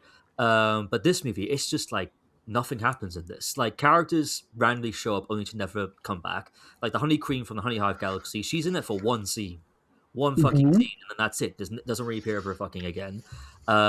Spoilers for anyone who doesn't have half a brain. Rosalina and Peach are sisters, which again, anyone with half a brain would have figured out that that was the route they were going to go. And even when Peach like finds out about that she has a fucking sister and finally finds out where she's from, she has no reaction. There's no reaction to this. Like she literally just reads a book, finds out, closes the book, lets off a goofy-ish smile, and that's it. It's like, really? You've just found out where you were from after questioning it for so long, and that just a goofy-ass smile. That's all you've got. That's your reaction. No tears, no like tears of fucking joy, no like do you know what I mean? Like what is this? What happened here? Wart's in this movie for like no fucking reason. Bowser Jr. is annoying in this movie. I did not like him at all. Um, hmm Bowser, like the whole Bowser redemption arc thing, I thought could have been cool, but they never actually like committed to it. Um, Mario is just as much of a blank slate as he is in the games. Like, and completely gets sidelined here. Donald Glover is completely wasted as Yoshi. Like, why was he like literally? There's like hundreds of Nintendo characters that Donald Glover is such a massive, like, fantastic talent of like a voice actor, a creative in general. Like, there's so many other characters he could play. One of them is in this movie, Fox McCloud, and Fox McCloud is played by another actor. And it's like, why are you wasting like Donald Glover's talent on a character that's like all he says is Yoshi over and over again? It just doesn't it doesn't make any, and it was just a waste of time. Rosalina isn't even in this movie. She's barely in this film at all. And she's Damn. supposed to be like one of the most celebrated characters in the franchise, and that's all you get. Like, so hmm like this movie is just, and it's not about anything. There's not, what is this movie supposed to be about? Like, what are the themes? What is the story? There's no story here. Like the first one had story problems, sure, but there was still like a good attempt at creating one. This one just decided to put just random event after random event after random event. It just follows the story structure that Matt and Trey Parker tell you to not do, which is and then and then and then this happens and then that. Like it I don't know what happened here. I don't know what happened here, but this movie it let out. I hate it. I hate this movie. I hate this fucking movie. It wasted my time. It wasted my fucking. That's why I'm pissed off. It wasted my time. At least if this was like a generally bad film, like if I went to go see, I don't know, like a Supergirl, for example, like because that's supposed to be a bad movie. I don't know. I've never seen it. I've not seen it. I chose not to see it because it was getting bad reviews, and a DC film gets bad reviews. It's normally for a good reason. But I feel like I could have walked out of the movie and been like, "Hey, at least there was a good attempt. At least it was about something. At least I didn't feel like my time was wasted." This film made me feel like I wasted my fucking time, and that's I hate this movie. Cool. Awesome. It's- I don't think you liked it, guys. I don't think- Um, no, I didn't. I No, think I think my kind of, because you said a few times like I don't know what went wrong. yeah, I'll hazard a guess as to what I think went wrong with this film. yeah, I think the first Mario film were like the story in that was very basic. hmm, It was very like, kind of borderline basic thing that you would find in not just a Mario film but in any film. yeah, And then with the second film, when it's like, well, we need to expand on this, it's like, well, we can't really expand on this because there is kind of Mario doesn't really have a story. He was never intended to have a story, or a Mm. story that does have is very basic, which is that it's like here's a hero, here's someone in distress, here's the villain. They then go to defeat the villain, save the person in distress. That's all the story ever meant to be. You can have like character quirks. Like when you think about like say Mario and like the way he acts in like the tennis games or something like that. Yeah, Yeah, he doesn't act like that's just kind of that, but you can just kind of make it up as you go along, and that's fine in isolation because the story isn't the point. And that's why I think making Mario into a film kind of really doesn't make any sense mm. because it's like this is just a series. It's just like whatever we can think of in the moment is what we put in the games. So when you try to do that in a film, I think you just kind of eventually run into a brick wall where it's Yeah, just like, well, this is about nothing now. This is just stuff happening on the screen. And yeah, then, yeah, it sounds like that's what happened, man. yeah. That's And it's okay. just like this film just felt like it just felt like a massive advertisement for like all the other Mario games. Which, yeah, you can have like a feature length like commercial. I mean, but you can still make it good. Like the Lego Movie, for example, that's a big feature length commercial for Lego. But guess what? It's still a good film. Like it's got themes, it's got a story, it's got like elements of childlike wonder inside of it. You know what I mean? But Mm. and like and it films and it moves at such a fast pace as well, even faster than the first one. And fast paced movies have their place, and you can still do it with like animation. I mean, there was a film. There was a YouTuber called Channel Pup who he was doing a review of this movie, and he brought up a good comparison where Mitchell's versus the Machines, like that's a very fast paced movie, moves at a very quick pace, but it still feels like a movie. Like it still has those components of emotional moments, themes, arcs. It still manages to squeeze all those in, despite the fact it's faster paced. It's more faster paced Mm. than most anime movies would. Um, but yeah, it was just like it was just awful, and they need to recast Chris Pratt. Like I didn't like Chris Pratt's performance as Mario in this. I didn't mind him in the first one. I thought he was fine in the first one, but you know what? In this one, he wasn't even trying. I He don't think you need to worry about Chris Pratt being in any kind of films anytime soon. He's really fallen off. I think the oh yeah, only other film he was in this year was like some stupid, like low budget, like film. What was it called again? It was like a film where he was like a guy on trial. And yeah, I remember. yeah, and then they were What's it like, "You called? have Yeah, 90 minutes to prove your innocence," and then it's just like, yeah, that "Oh, shit. happens to Yeah, be the one time of the film," and then guess what? They just sit there in the courtroom and just talk about that. And mm, yeah, he's really fallen off as an actor mainly because he's kind of a crazy person, from what if the rumors are to be believed. And it's just yeah. kind of like, yeah, fair enough. So I don't think you need to worry about it too much. Oh But no, yeah. it is But what it is. oh yeah, but I'm not really worried about that. But even so, there was just multiple times in this film when like he would constantly just dip back into his own voice and like not do the Mario voice that he was trying to Oh, do in yeah, the because he's first not a one. voice actor. This No, has he's always not. been the No, problem with yeah, Hollywood animated films is they get celebrities to do the character, yeah, and it's like if you're not going to make them do a voice or they can't do voice acting, then you need to make sure that the character fits the person that you're casting. Like say yeah, Hercules, for instance, Danny DeVito was Phil completely like is completely fits. He mm, fits that character that's been created for that role. yeah. But Chris Pratt as Mario never made any sense to me. Oh yeah, like yeah. There's like thousands of other voice actors you could have gotten. You could even gone Charles Martinet back Well, to he was in the do the film, just voice. didn't play Mario. The Yeah, character that he's been playing for like 30 odd years. yeah. Yeah, not Uh, anymore. Oh but well. yeah, but yeah. So to wash the taste of that awful, awful movie out of my mouth, a Mm-hmm. few days later, I went to go see the drama with Zendaya and Ah, Rob of course, Pattinson yeah. by A24. This film, and honestly, it was the cleanser I needed, really, which is interesting. We consider like the subject matter of this film. Again, do you care about spoilers or? No, it's fine. You can spoil. Yeah. So basically, in this film, it's a few days before Zendaya and Rob Pattinson's wedding. Um, Zendaya is called Emma, and I believe Rob Pattinson is called Charlie. If I got that correctly, let's have a look. Um, yeah, Charlie and Emma. They're about to get married, and they're playing a drinking game with their friends. Like they're testing out all the wines and stuff like that to see which ones they want at the reception, or during the wedding as well. And they're playing this game where you say the worst thing you've ever done in your life. Like, what's the worst thing you ever did? So for Charlie, he like cyberbullied a kid so badly that he had to move schools. Mhm. For one of their friends, he used his ex girlfriend as like a human shield against a rabid dog. Uh, and then for another friend of hers, who's the maid of honor, she basically locked a disabled kid in a, I think, a abandoned caravan for a Yeah. couple, like accidentally, didn't mean to do it. But like but for like a couple of days, and then she claims he was fine afterwards, and then you get to Zendaya's character Emma, where she openly admits that when she was in high school, she almost went through with a school shooting. Oh, So damn. that's kind of like the needle. That's the drop. That's the big twist. And so Yeah. throughout the whole film, Rob Pattinson's character Charlie, because this is the first time he's heard about this since he's met her, and throughout the whole film he's slowly becoming more paranoid. He's slowly becoming like, do I marry this girl, do I not marry this girl? And he's slowly becoming like questioning things like, well, she nearly did it but she didn't do it.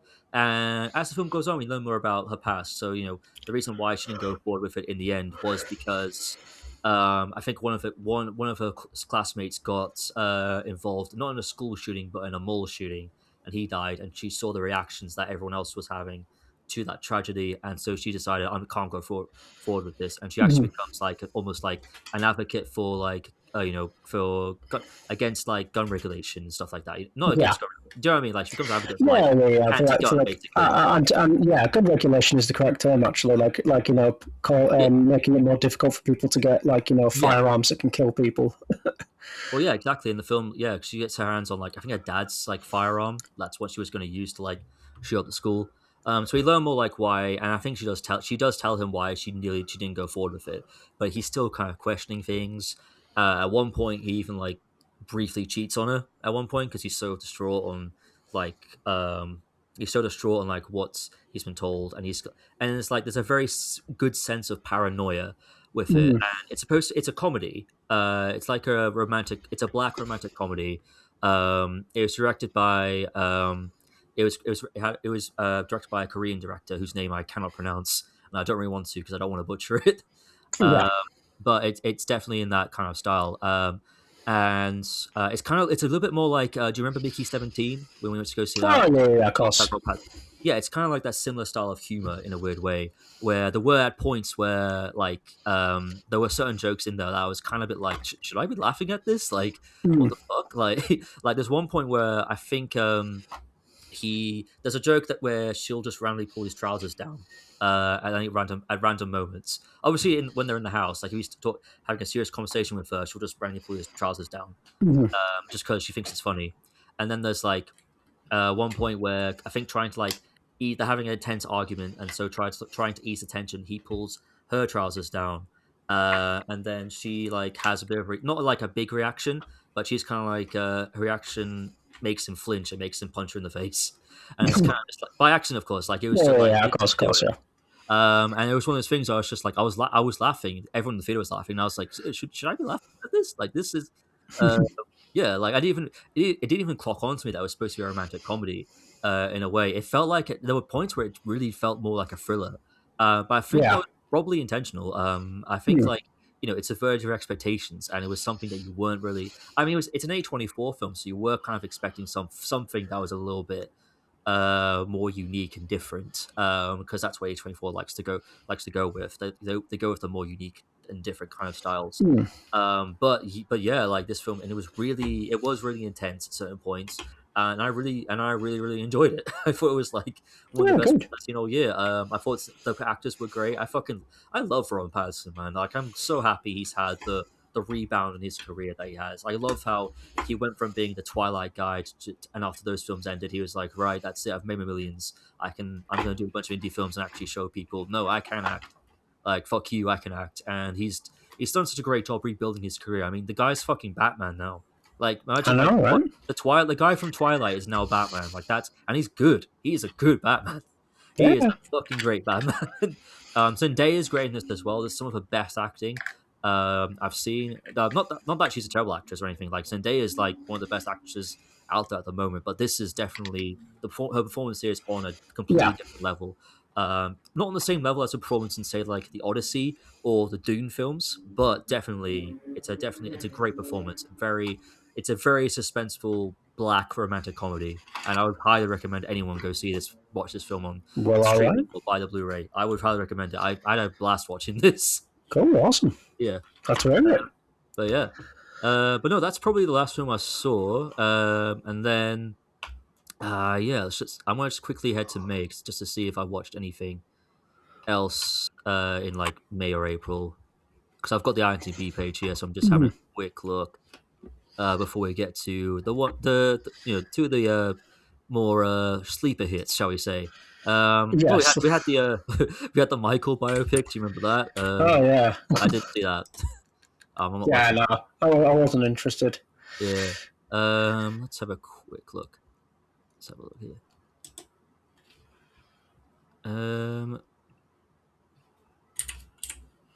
There was Prada 2. Oh no, there was another film actually. Oh yeah. The Sheep Detectives. I Oh watched that yeah. one. Sheep Detectives. Really lovely film. Really heartfelt comedy. The guy who wrote the film, I can't remember his name at the moment, but I'm really glad he's having a redemption arc in the industry as a writer because obviously he started off writing not really great parody films. Like he wrote like epic movie, disaster movie, those kind of films. And Mm-hmm. then I don't know what happened. He just kind of disappeared, and then he came back, and suddenly he's writing like the Last of Us TV series and this film and a bunch of other really great films. I think he just went away and decided, right, I'm going to work on my craft and actually get better at this. It And just happens yeah, sometimes. Or maybe he had a kid. That's usually a big reason why a lot of people suddenly take a break. yeah, maybe that probably is it. Yeah, to be fair. But no, I thought it was just a very heartwarming and sweet film. I liked like I just loved how heartwarming it was and how like it was had the elements of a who done it, but obviously you're watching sheep try and like try and solve it. Most of the jokes in here were really funny, to be fair, Yeah. as well. The voice cast for the sheep as well as the human actors were really great. And to be fair, it was actually a really good mystery. I was kind of surprised at the twists and twists and turns they had at the end. I know that the actor that plays He-Man is in this film as well. Well, I know that because Mm-hmm. I've seen it. But no, yeah, it was just a very lovely film. I remember when the trailers came out, I generally thought it was going to be crap. I was like, this film looks like shite, like fucking Sheep Detectives. Like, there's no way this is going to be good. Yeah. And then you watch it, and I was like, no. I saw the reviews. I saw a good reception was getting. I was like, there's no way. A film about sheep detectives. There's no way this is as good as everyone's saying it is. And no, it is good as everyone says it is. It's just a very heartfelt, feel good movie with elements of a whodunit here and there, which I quite enjoyed. Awesome. Well, Yeah, glad to hear it. yeah. Right then, let's Let's get on to talk. the let's talk about the big one, shall we? Let's talk The about big it. one, the a little sleeper A hit. little sleeper hit, and now we can finally talk about a film that we both watched. Yeah. Let's talk about Obsession. Obsession. Yep. I mean, would it be fair to say that we were obsessed with this film, Connor? The obsession we both have with this film is absolutely insane, as well as the Yeah. obsession everyone has with this film is insane. This film, it came out of fucking nowhere. Like I remember I first heard about this at the end of around April when CinemaCon was happening, because John Yeah. Campia went to CinemaCon. He was doing like these daily recaps of like all the studios and their panels, and he talked about obsession, and I was like, oh, that sounds like a cool idea. The guy who makes a wish, wishes a girl loves him, and she goes crazy, and it turns out not be like the thing like how he thought his wish was going to go. Mm-hmm. A very unique take on the be careful what you wish for saying. Yeah. But no, it's like this film came out and suddenly like it blew up. Everyone's Oh talking yeah. about it. Everyone's This raving this about it. film was like basically the highest grossing film of the year. Well, really Like no, for at least in terms of like it's based on its budget. nice. Like, because I think the budget for this film was on like 750,000, and God, how much did it make? Let's have a quick look at that now. Actually, session box office.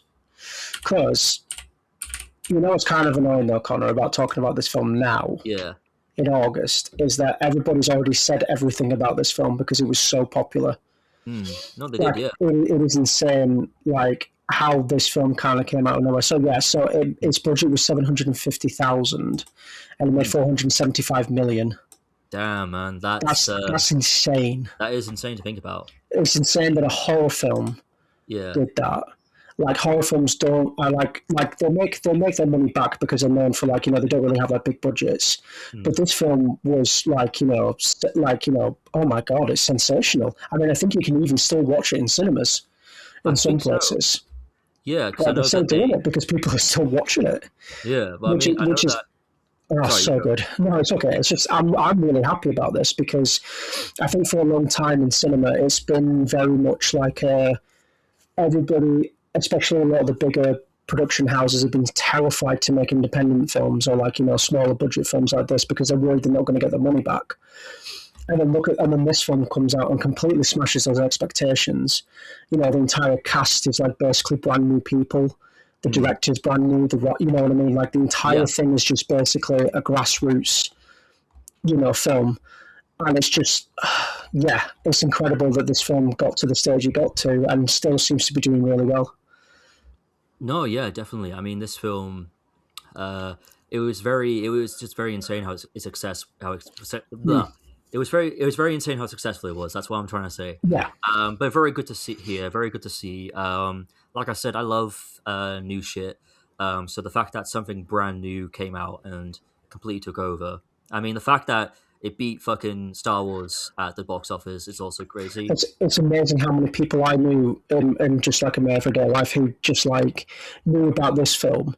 And then when I mentioned, oh yeah, there's a new Star Wars film that's come out, everyone just kind of went, "What? There's a new Star Wars film that came out?" Yeah, Like nobody cared about that style. I yeah, mean, and there's even like one of their more popular things as well, Mandalorian. And mm, I mean, I didn't care to see it either. I knew it was coming out, but I was like, I don't give a shit about Star Wars anymore. But I was just like, I was just, it felt like very refreshing mm, to just kind of be like, oh, no one's talking about Marvel or Star Wars anymore now. They're talking about obsession. yeah, And I was like, thank you that this happened. I feel yeah, like it just feels like a miracle. mm, And I was just like, oh, God, I love this film so much. And that's also not even getting into like the other stuff about the film that was really enjoyable. You know what I mean? yeah, Everything else that everybody's already talked about, the cinematography, the story, the acting, yeah. the Mm. lighting. I mean, the Oh lighting yeah, alone was incredible. That was oh one of yeah, those standout performances in the film, and yeah, just like how just like layered the film is in terms of its story mixed with its themes and things like that. And I think it does a really good job of making you sympathetic with the main character there, but then as the film goes on, you kind of become like disgusted with the way he acts. It's yeah, just and it makes you feel uncomfortable as well, but yeah. like in a good way. Like I mean, Mm. can't remember the last horror film I watched where I was literally squirming in my seat in the cinema. Oh god, yeah, same. Yeah, it was crazy. I mean, it's crazy how you've got Bear, who's the main character. Hmm. He's he's awkward, he's weird, and I fucking hate him. I fucking hate him. But I love how you don't like him even when you first see him like when he first appears. I feel like you don't really like him, but there's something off about him that you're not I really think, sure about. I At think, least I that's how think, I got. I think in a way this is kind of what makes this film really really good, is that I think people interpret it in different ways, and Yes, yeah, I think that's kind of one of the good things about the film. Because when I first saw the film and saw Bear, I was like, oh, I don't necessarily think he's like, I didn't really like him, but I was like, I can have sympathy for this person mm, because he's clearly a lonely person. He's not very good with at socializing in general, and mm, he is just obviously he's very clearly had a troubled youth, while also literally in the beginning of the film his cat dies. yeah, And I can look back on that and go, wow, this. I'm feel sorry for this guy. But then as the film goes on, mm, and Bear's actions become less and less justifiable, and you get to see the more sort of entitled, selfish side of his yeah, feelings towards Nikki. yeah, You become very like, oh no, this guy is the bad guy. He was always yeah, intended to be the bad guy. mm, You have that sympathy for him at the beginning, but you're lulled into that part of him, much like mm, how I think regular people are, like that happens in real life with people, where you're lulled into like the people's you know insecurities because you sympathise with them, but then yeah. but then they do something that's like beyond the realms of what you feel is acceptable, and you go, oh well, I'm not talking to this person anymore, or I don't agree with it, or whatever you want to say. No, yeah, definitely. But yeah, I mean, yeah, like you say, he's a very shy and weird and awkward guy, obsessed with this girl called Nikki. And but I think what, like you said, you really, as the film goes on, you really really don't like him, and that's obviously intentional. And I like the fact that we're essentially watching. the bad guy essentially in this film. So, which I quite like. I mean, like films where the main character is a bad person. They can go, they can they're not always handled well. That makes sense because Mm, sometimes you make them too sympathetic, sometimes you make them too understandable. But this one, I feel like they struck the tone really well with Bear. Having that where you may feel a bit sympathetic for him at first, but there's definitely something a little bit off about him. And then as the film continues to go on, and you see more mm. of his obsessive behavior towards Nikki, what he does to Nikki, and the fact that he's well, I mean, there's really no way to say it. Really, he's an artist, basically. Oh yeah, like yeah. literally it. He Like is a he is a well he I think what the film does really well is it really plays into that whole the way in which men view women and the way in yeah, which men view relationships and stuff like that. Bear has this crush on Nikki. yeah, I wouldn't say it. I'd say it maybe starts to cross a line more so as the film goes on, rather than his initial mm, things with it, because it's clearly his crush and obsession is coming from a lonely place. So I yeah, think that's kind of understandable in a way, because we've all kind of been there in that moment, really. But mm, the difference is when Bear's presented with choices to move away from that and to do the right thing, he avoids them at every turn, and it's because unfortunately he's a very cowardly person. mm, And I think what this film does really well is it really highlights that entitlement that men have towards yeah, women. absolutely, yeah, Well, it's about a thing of it's not about the woman, it's about what I deserve. mm, And, if it means that I get to remove a woman's autonomy to get what I want, that's okay. yeah, Which I think yeah, is, is a yeah. thing that I think is becoming more and more, unfortunately, a bigger topic to discuss, Oh especially yeah, with the rise of Andrew Tate. Well, not Andrew Tate specifically, but the way the manosphere has just exploded into, and I'd say we're even beyond that now. We're into kind of basically just early stages of fascism, especially in America and stuff like that, where it's the views that young men have towards women have gone from being just kind of possessive and a little creepy to being full blown misogyny. yeah, And I think Obsession is kind of a film that's come at a really kind of I guess important time, or a time in which it just makes sense for this film to be out and just kind of be like, hey, remember guys that women are people too. Which yeah. unfortunately a lot of men need reminding. Unfortunately, too many times. Oh yeah, like I mean, it's good that we're getting more of this, more media, more projects that are starting to kind of fight back against this manosphere rhetoric that we've been seeing over the past couple of years. Like last year we had Adolescence on Netflix, for example. That was a really great show, and the fact that Stephen, I forgot his last name Stephen actually. Graham. Stephen Graham, that's Yeah. it. I apologize to Stephen Graham in advance for getting his name.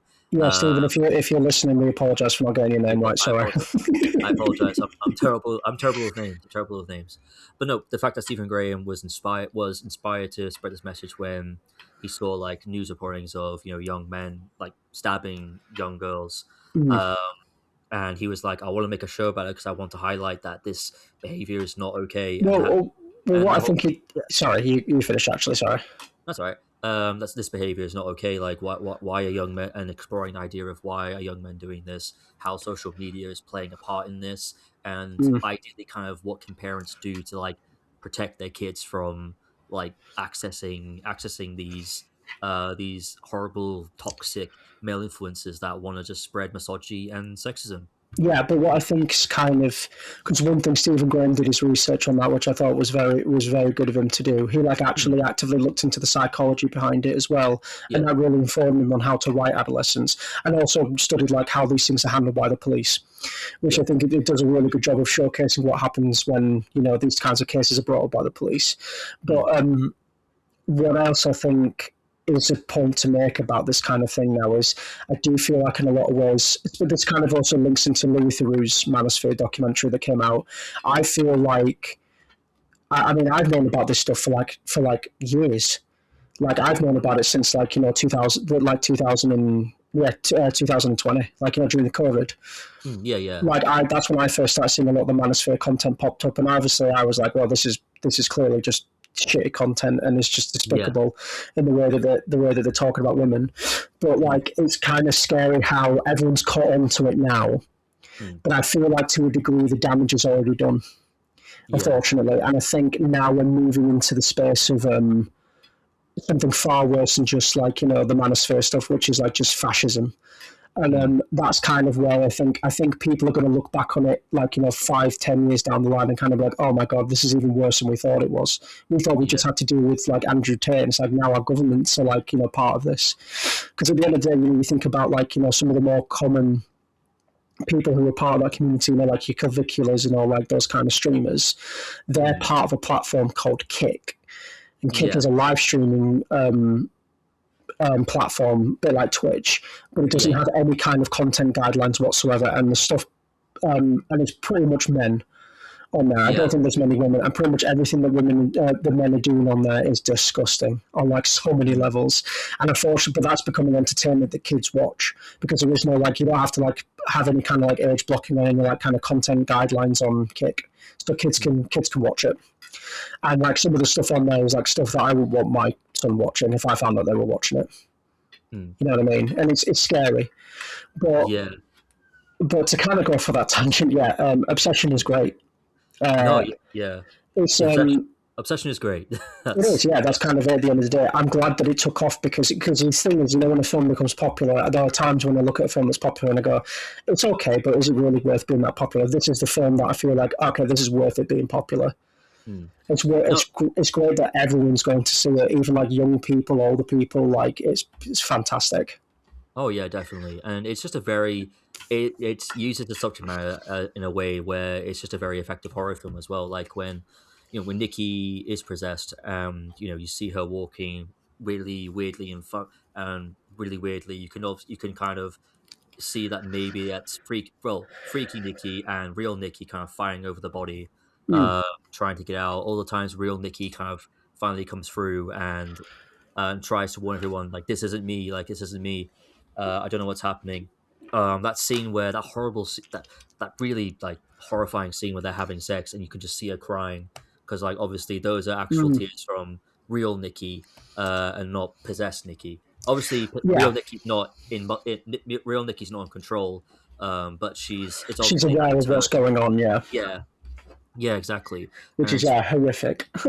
It is absolutely horrific. Yeah, and the way that Bear fucking like uses women is again absolutely just disgusting. You really don't like this guy. No, but what I think the film does well though is I think it does a good job of like not making, because I think when like when we look at like misogyny and sexism in films or abuse in films, we obviously have like an archetype that people are quite fond of using, like the guy and the wife beater, kind of thing like that. Whereas, and I feel like this film does a good job of showing how any man can become an abuser.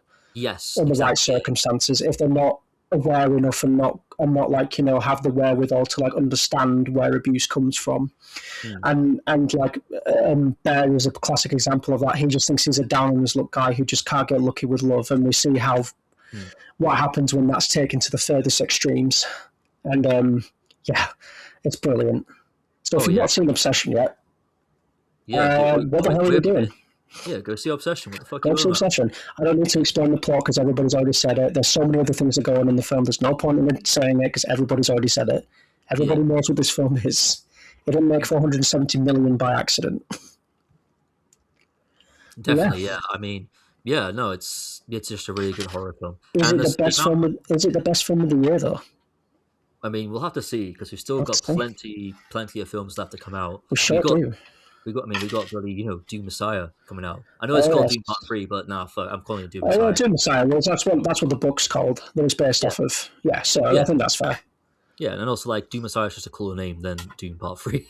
Yeah, but they want to tie it to the other two Doom films, don't they? So that's fair. But yeah, anyway. Backrooms. Backrooms, yeah. Which you have not seen, Connor. I have not seen it. No, I know it's based on a YouTube. I know it's another YouTuber that directed this, and it's based on a YouTube series as well. It's sort of yes and no is the answer to that question. So yeah, Kane Parsons, who is the director of the film, made a bunch of like shorts on his YouTube channel, which he made in Blender. You know, the 3D animations, well, 3D and 2D animation software. Yeah. He just made that in his bedroom. He just learned to do it himself. And then when he started doing it, he would have been only like, I think, 15, 16. Oh And now wow. he's like 21 years old and he's directed his first feature film. And a bit like with Markiplier with Iron Lung, it's like, wow, yeah, a very, very strong start. I think this was definitely a lot better than Iron Lung, though. I think Backrooms is just a more kind of, it's a more nebulous idea. So I think there's a lot more room for you to put your own interpretation on it. Because obviously, this is just based on like a meme that started God knows how long ago now, probably like over 10 years ago, probably.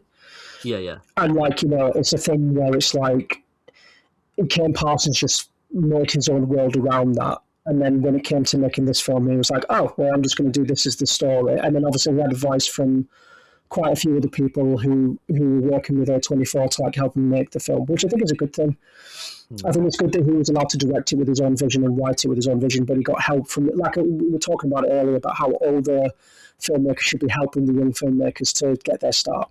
I think yeah, that's a really important thing with this film. That's why, even though I know a lot of people didn't like Backrooms yeah, as much as Obsession anyway, I still think that this film is really good. But I think it's a very different kind of horror.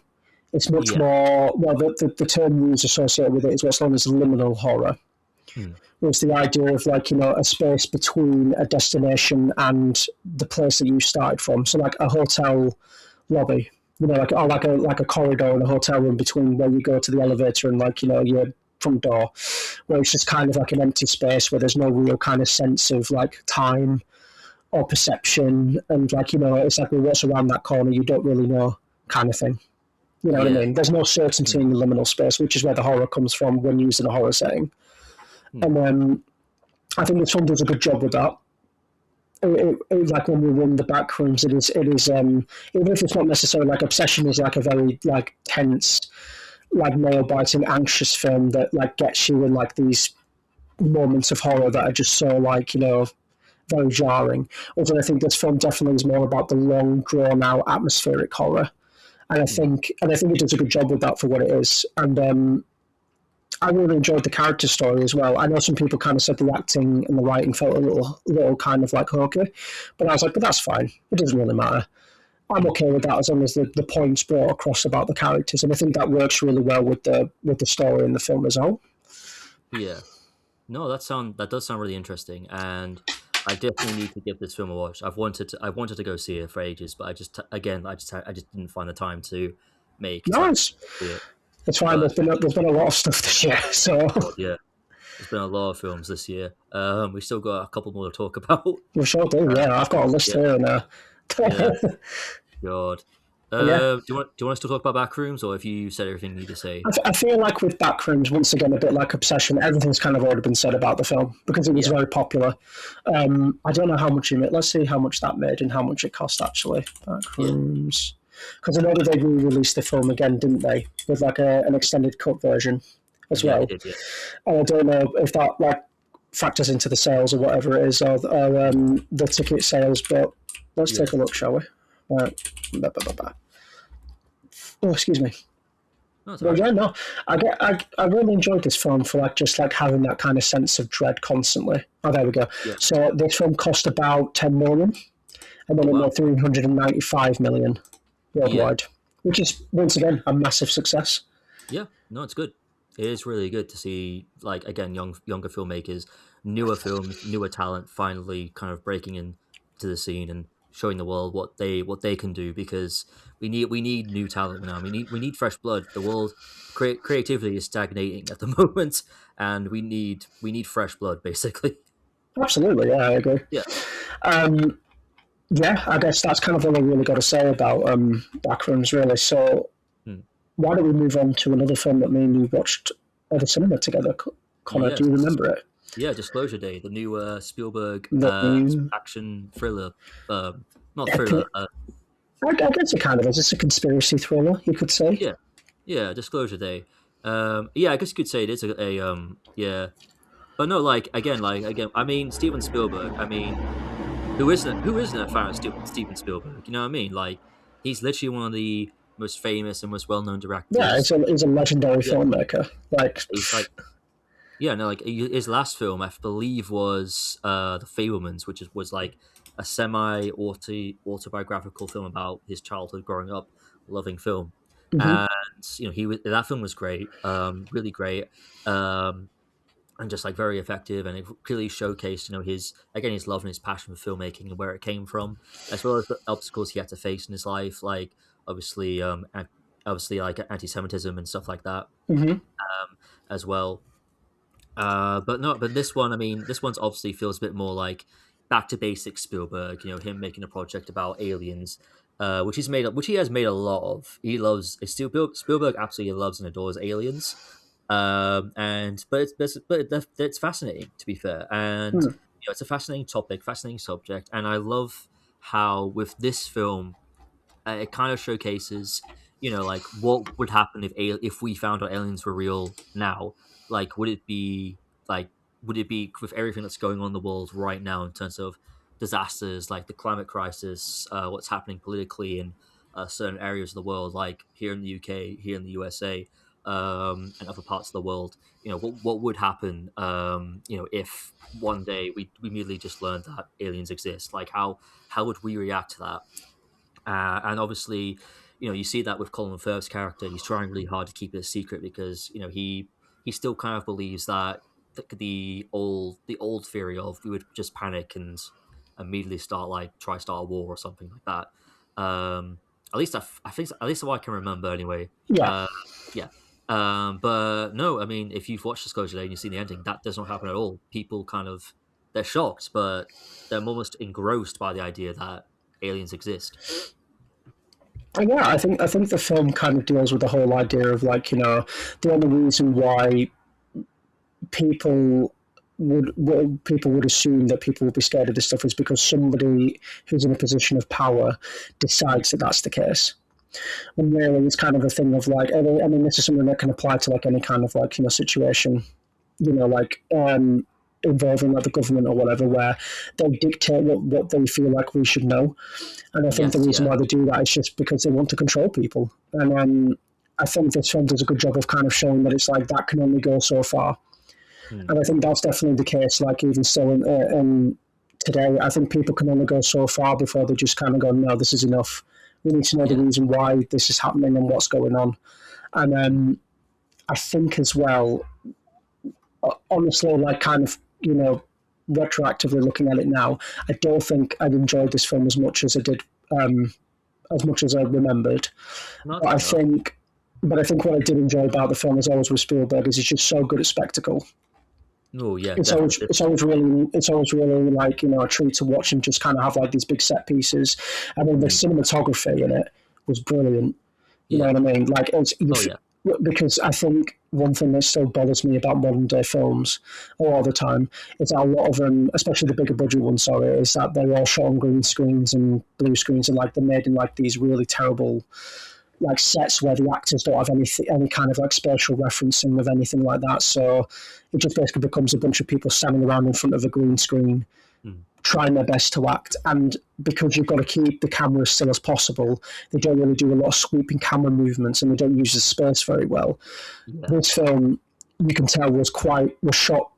A lot of it was shot in real places, Hmm. and the camera the camera work proves that because it's so like it's obviously cohesive. It's not like confusing or disorientating, but it just Yeah. moves all over the place and goes in so many different directions. And like it was like that's what kept me going through the film, even though I didn't really like it that much. Hmm. I was just like, at least this film feels well made, and it's like, damn, Yeah. Steven Spielberg still got it. Yeah, man. Unk still got it, basically. He does. That's He's more than Unc now. He's Gramps. Gramps has oh, still got it. Graham still got it. Yeah, Graham still Yeah, has man. it. Which you know, Um, fair enough. Yeah, but no, I did like this film. To be fair, like I'm a big Spielberg fan and everything. But yeah, you're right. It's this film looked like with it being a Spielberg film, it looked cool and it looked fantastic. And obviously, yeah, there was some green screen involved, but a lot of the practical effects really shined, I think, on the screen. But what I really liked about it was that it didn't make the aliens like the bad guys. If anything, it made us feel really sorry for them, and that's not the first. It's obviously that's not the first time he's done that. Like he did the same thing with ET, where in particular when ET is captured by the government and he's like slowly on the verge of death. Yeah. Like obviously you feel sorry for him and stuff. But I really liked how. But I feel like in not maybe not Spielberg films, but previous films where they've done similar-ish things, they always try and make up the aliens the bad guys. And I like how in this one, actually, the aliens, like, you see footage of them torturing the aliens, and you hear them screams in pain and all that stuff as well. It's really frightening to listen to and just to watch, and really effective. Like, you really feel that, and the acting performances as well were fantastic. Emily Blunt, easily the best standout for this movie. I feel like. I mean, she's having a great year. To be fair, I mean, she had the Devil's Wear Product 2, and then she had this film. Like, she's really gone her out this year. I think in terms of like picking films for her performances. But I also quite like the idea that there's a connection between her and um, and Josh O'Connor's character, where they were at one point both abducted by aliens, but they just can't remember why. Yeah. And that mystery as well, that was really intriguing. That intrigued me as well. But yeah, no, I still really like the film. I wouldn't say it's like the best Spielberg film I've ever seen, but No. I still really enjoyed it. Like I Yeah. said, Gramps has it. Gramps still got it.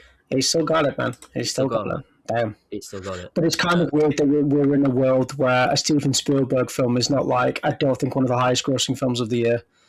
Yeah, That's kind of mad to think about. I mean, yeah. I don't think it's not been out for as long as some of the other films. Hmm. But let's see how much it made. Disclosure, box office. Oh, can you tell I'm typing it in on Google? Oh yeah, no, it's all right. And I was okay. It's all right.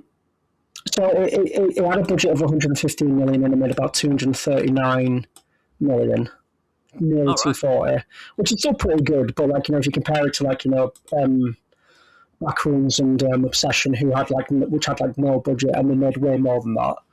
Yeah. That's impressive. I mean, don't get me wrong. This film is it's still a fantastic just kind of example of what happens when you get a director who is really experienced and knowledgeable in terms of filmmaking Yeah. and wants to just show that off. And I think the film does a really good job of that. No, yeah, true. Very true. And yeah, you're right. It's crazy how we live in a world where a Spielberg film didn't break the numbers that I think everyone kind I of mean, it still made more than enough money, so that's fine. I still don't did. think Yeah, so. That's fair enough. But we're living in interesting times for cinema. yeah. But I think the thing with Spielberg is that I think he's even admitted this as well himself. He's literally just said, "I don't care about numbers. I just Yeah, like making movies." Spielberg doesn't care. The reason why, but he's such a big name that it's he's always going to draw people to a Yeah. film. He doesn't have to. He doesn't have to worry about marketability like other filmmakers do. Yeah, I do feel like a lot of the general public now are really obsessed with the box office numbers. Oh, absolutely, yeah. Yeah, and it's just like I get it. It's interesting, but at the same time, you're not a box office analyst, and there's people hired, the studios hired to crunch numbers. And I think I don't know why. I don't know what the people obsess over box office numbers. I mean, yeah, sure. Don't get me wrong. It is nice seeing a success like Obsession and Backrooms, for Yeah, example. But when you do it for everything, and everyone's like, "Oh, this one's gonna break it. Let's make this much money to break even," and but it's but, but makes yeah, I yeah, think it's more for me. It's more to do with the quality of the film itself. yeah, Obsession and Backrooms are two really great films. So it's I don't really. So I'm glad that they made a lot of money because it's well, I want more films like yeah. this to be made. No, yeah, true. Quality films. Whereas in if it's say I can't think of a recent example, but a film that's made so much money and it's just the quality of the film is kind of bad. I'm well, there we go. But Oh, that's not to me. That's not a marker of success always. oh no, the Super Mario Galaxy movie is probably the most recent fucking example of that. Well, no, I didn't watch it. No, but good. Don't wait. It's a waste Hey, of don't fucking worry, time. I don't plan to, Connor. Waste of time. I ain't seeing no more of these Mario movies, man. Fuck that. That's fine. Let's get off that topic, otherwise I'll go on a massive rant again. um, what else? Speaking of box office duds, Masters of the Universe. Oh yeah, did you watch that? Didn't you? I did, yeah. I thought I really I'm not I'm not a big He-Man guy. I know who he is because obviously late early YouTube days that character was being memed to absolute death. With the remixes of I said hey. What's going on? That song. Here we know. Yeah, which is actually in the film as well, by the way. Of Like course it they, is. but to be fair, Travis Knight actually found a way to like put it in the film in a clever way where it doesn't feel like this. It's more like a like kind of funny like no way he got this in there. Yeah. A very clever way they was able to squeeze that song in there. Um, but I mean, like, so I'm not the biggest He-Man guy. Like, yeah, I Yeah. watched that Netflix revival thing. Was it that Kevin Smith did? Yeah. Mainly out of curiosity, just to see like what it would be like, and it was okay. Like Mhm. Revelation was it Revelation the first series, and then Revolution was the second. Something like that. Yeah, I'm not 100% sure. yeah. I enjoyed it for what it was. I enjoyed that series for what it was, and to be fair, for this movie, yeah, I enjoyed it for what it was. It was fine. It was just a fun romp. I will say I was quite shocked how the main theme of a He-Man film was toxic masculinity. um, I think that kind of makes sense though in a way, it does, yeah. Like, because obviously He-Man's kind of a gay icon. yeah, like don't get me wrong. Like it makes it makes sense. That's not what shocked me in it. I was just shocked that that theme was in the film. Yeah, I But get what you mean. Yeah, but yeah, it's understandable because obviously he's in it, and what's great is that he's not this. They really like leaned into the silliness and the campiness of the original TV show, where he's not like a big buff dude. He's not like massively confident. He's actually really like wimpy and unconfident as well, even though he's like this big buff like man, basically. But he's got a big he's still got a big heart. He's a big softy as well. And because obviously in this film they change his origin to where he gets sent to Earth, which, to be fair, we don't spend a lot of time on Earth, thank yeah. Christ. It's not one of those. I was worried that we were going to spend like the first couple of minutes on Earth, and then he You goes to Eternia, and then they were going to go back to Earth for some reason, and luckily they don't do that. you were worried that it was going to be like the Masters of the Universe film that came out in the 80s Oh with god! Oh fuck no! with Yeah, Dolph Lundgren, which was set yeah, entirely on one street in LA, and they went to yeah, Eternia, and they were in Eternia for probably like 15 minutes. yeah. Also, Dolph Lundgren is actually in this film. He makes a Oh, cameo in cool! this film. That's awesome. Yeah, it's a nice cameo as well. He appears in it twice. But no, it was just a fun, enjoyable romp, and I like the fact that toxic masculinity was the main theme, and I like Yeah, the fact that Adam was really pushing for everyone to we need to work together, we need to come together if we want to save Eternia from Skeletor, and to be fair, Jared Leto is not that bad as Skeletor. He's actually quite alright. yeah. A shit human being, don't get me wrong, a massive I piece was of going to shit. say this one's got toxic masculinity and Jared Leto's in it. Yeah, like Ooh, he is that. But ooh, secret sex island cultist. yeah. Um, Allegedly. Allegedly, yeah. Well, there was that recent BBC documentary about him that dropped. I haven't watched it yet, but I haven't watched it myself, but I'm pretty sure I know what it's going to talk about. I'm weirdly kind of tapped into a lot of these yeah, things. Like it's like when Luther came out with the Manosphere documentary. I watched a bit of it, and I was like, well, I already know about these people, and I just kind of like just tuned out, and then I went, all right, I'm not watching the rest of it because I already know what it's going to say, and which is fine. I think if it brings it out to a wider, raises more public awareness, I guess that's fine. Obviously. yeah, no, definitely, yeah. I mean, like, yeah, but yeah, I think like we know this stuff like because we're always kind of not chronically online, but we're pretty always I online. just like I watch a lot of I read a lot of articles like where I can, and I Yeah, also watch a lot of videos that aren't just like on YouTube and stuff that aren't just you know um, let's plays. I don't know, whatever. yeah, And like I watch a lot of like videos that are like video essays and stuff like that about media and about yeah, like politics and news and stuff like that. So I usually end up learning about same, this yeah, stuff before, and then I yeah, usually do my own research anyway, just because I'm a curious person and I want to know about stuff. yeah. No, that's pretty good, yeah, and yeah, the same. Yeah, I'll watch like video essays on this kind of stuff as well. Um, but yeah, we need to talk about Masters of the Universe, don't we? Yeah, No, no, that's where we were on. Yeah, yeah, but no, like it was still a really good, enjoyable film. I feel sorry for Travis Knight though because he makes these great films and just no one goes to see them. yeah. Like, I just think he's got bad luck in that regard. yeah, he has, yeah. Like because Bumblebee, the Transformers film he made with Haley Steinfeld was a great film. Hmm. Definitely, it was funny too because he was doing a Comic Con panel for it. I think before it came out, and he actually like took a couple of like sly shots of Michael Bay for those live action films that came before, Yeah, which I thought was kind of awesome. funny. I mean, Um, Michael Bay, like his films suck, but he's a smart man. He knows how to get people to come to his films. oh yeah, like Michael Bay, he's a marketing genius. Let's just say that. Yeah, A very good marketing genius. sometimes that's all you need to be successful. Oh yeah, definitely.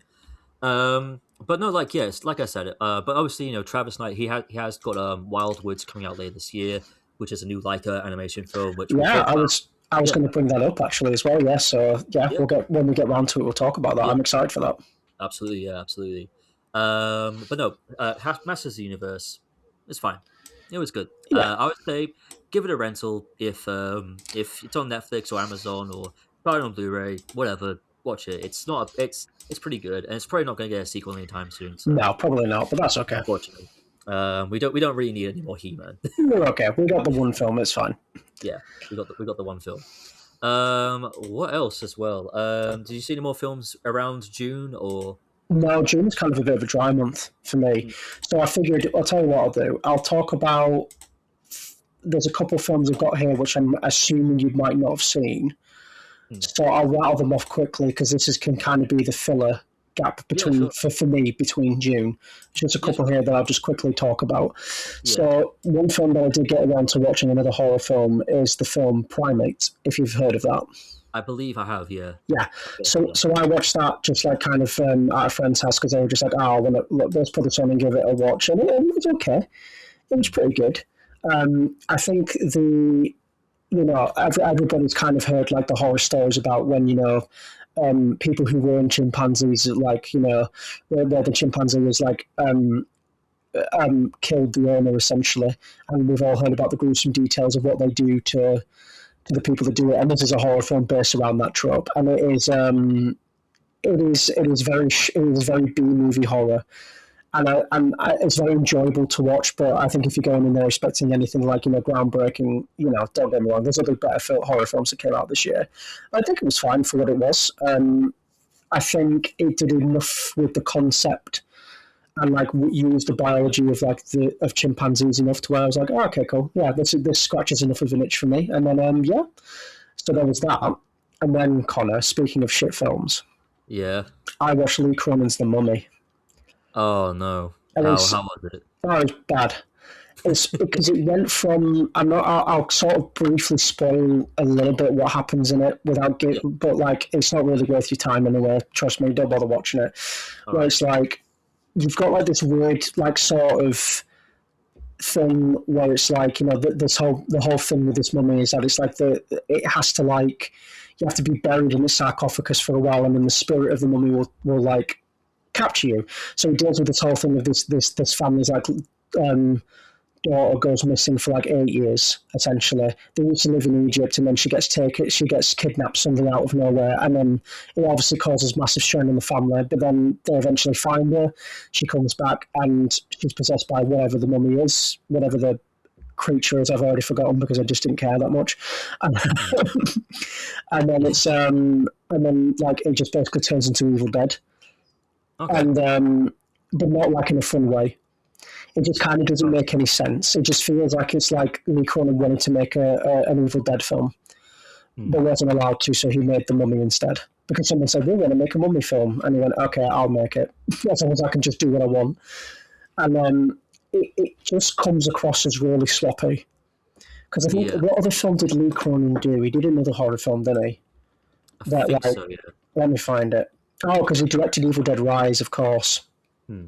Oh as yeah. well, which was much better. I really enjoyed Evil Dead Rise, but I don't know why he did this with this mummy concept. It just kind of just felt very bizarre, and I don't Hmm. think for me in particular, I just kind of felt very shocking. And like like the previous film Primate is a B horror film, but like Yeah. it embraces the fact that it's a B horror film, where this just doesn't feel like it's trying to be anything, Hmm. and it just became very forgettable. And in a year without really strong horror films, you've got to be good, otherwise you're just going to fall to the wayside.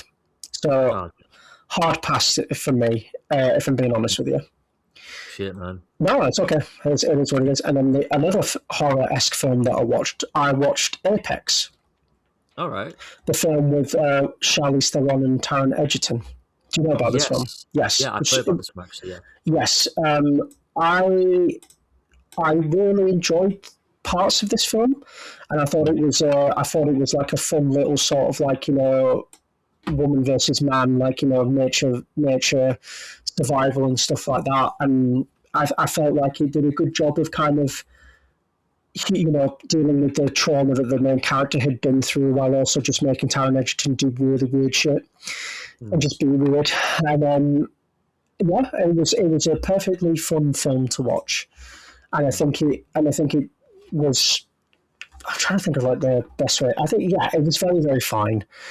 Yeah. I wouldn't say it was like it was never gonna break the world or anything, but it deals with, once Yeah. again, it deals with the whole thing of being a woman in an environment which is mainly male dominated, which is survival scenarios, and how she deals with the things going on around her. And she goes out into the Australian outback, and Yeah. Right. to deal with the. So basically, she's like an extreme sports person, and her husband was one as well. And in the beginning of the film, her husband dies during the climb, Mm. and then 6 months later, she goes out to the Australian outback to do kayaking down in Victoria by herself as like a way to sort of commemorate her husband, but also like to get back into the swing of things, as it were. And then obviously Taron Egerton's character is a freak who lives out in the jungle and then chases her and tries to kill her. Very simple setup, very simple idea, Mm. and it executes it completely fine. And I enjoyed it for what it was. And yeah, I'd say if you've got an evening free and you just want to watch something like that, it's on Netflix. Yeah. So That's there you fair go. enough. That's fair enough then. And then the last one Yeah. that I want to talk about Yeah. is I managed to just catch this because it was only in cinemas in the UK for 1 week, Yeah. but everyone was talking about this, and so I wanted to give it a watch. I watched Nirvana the band, the show, the movie.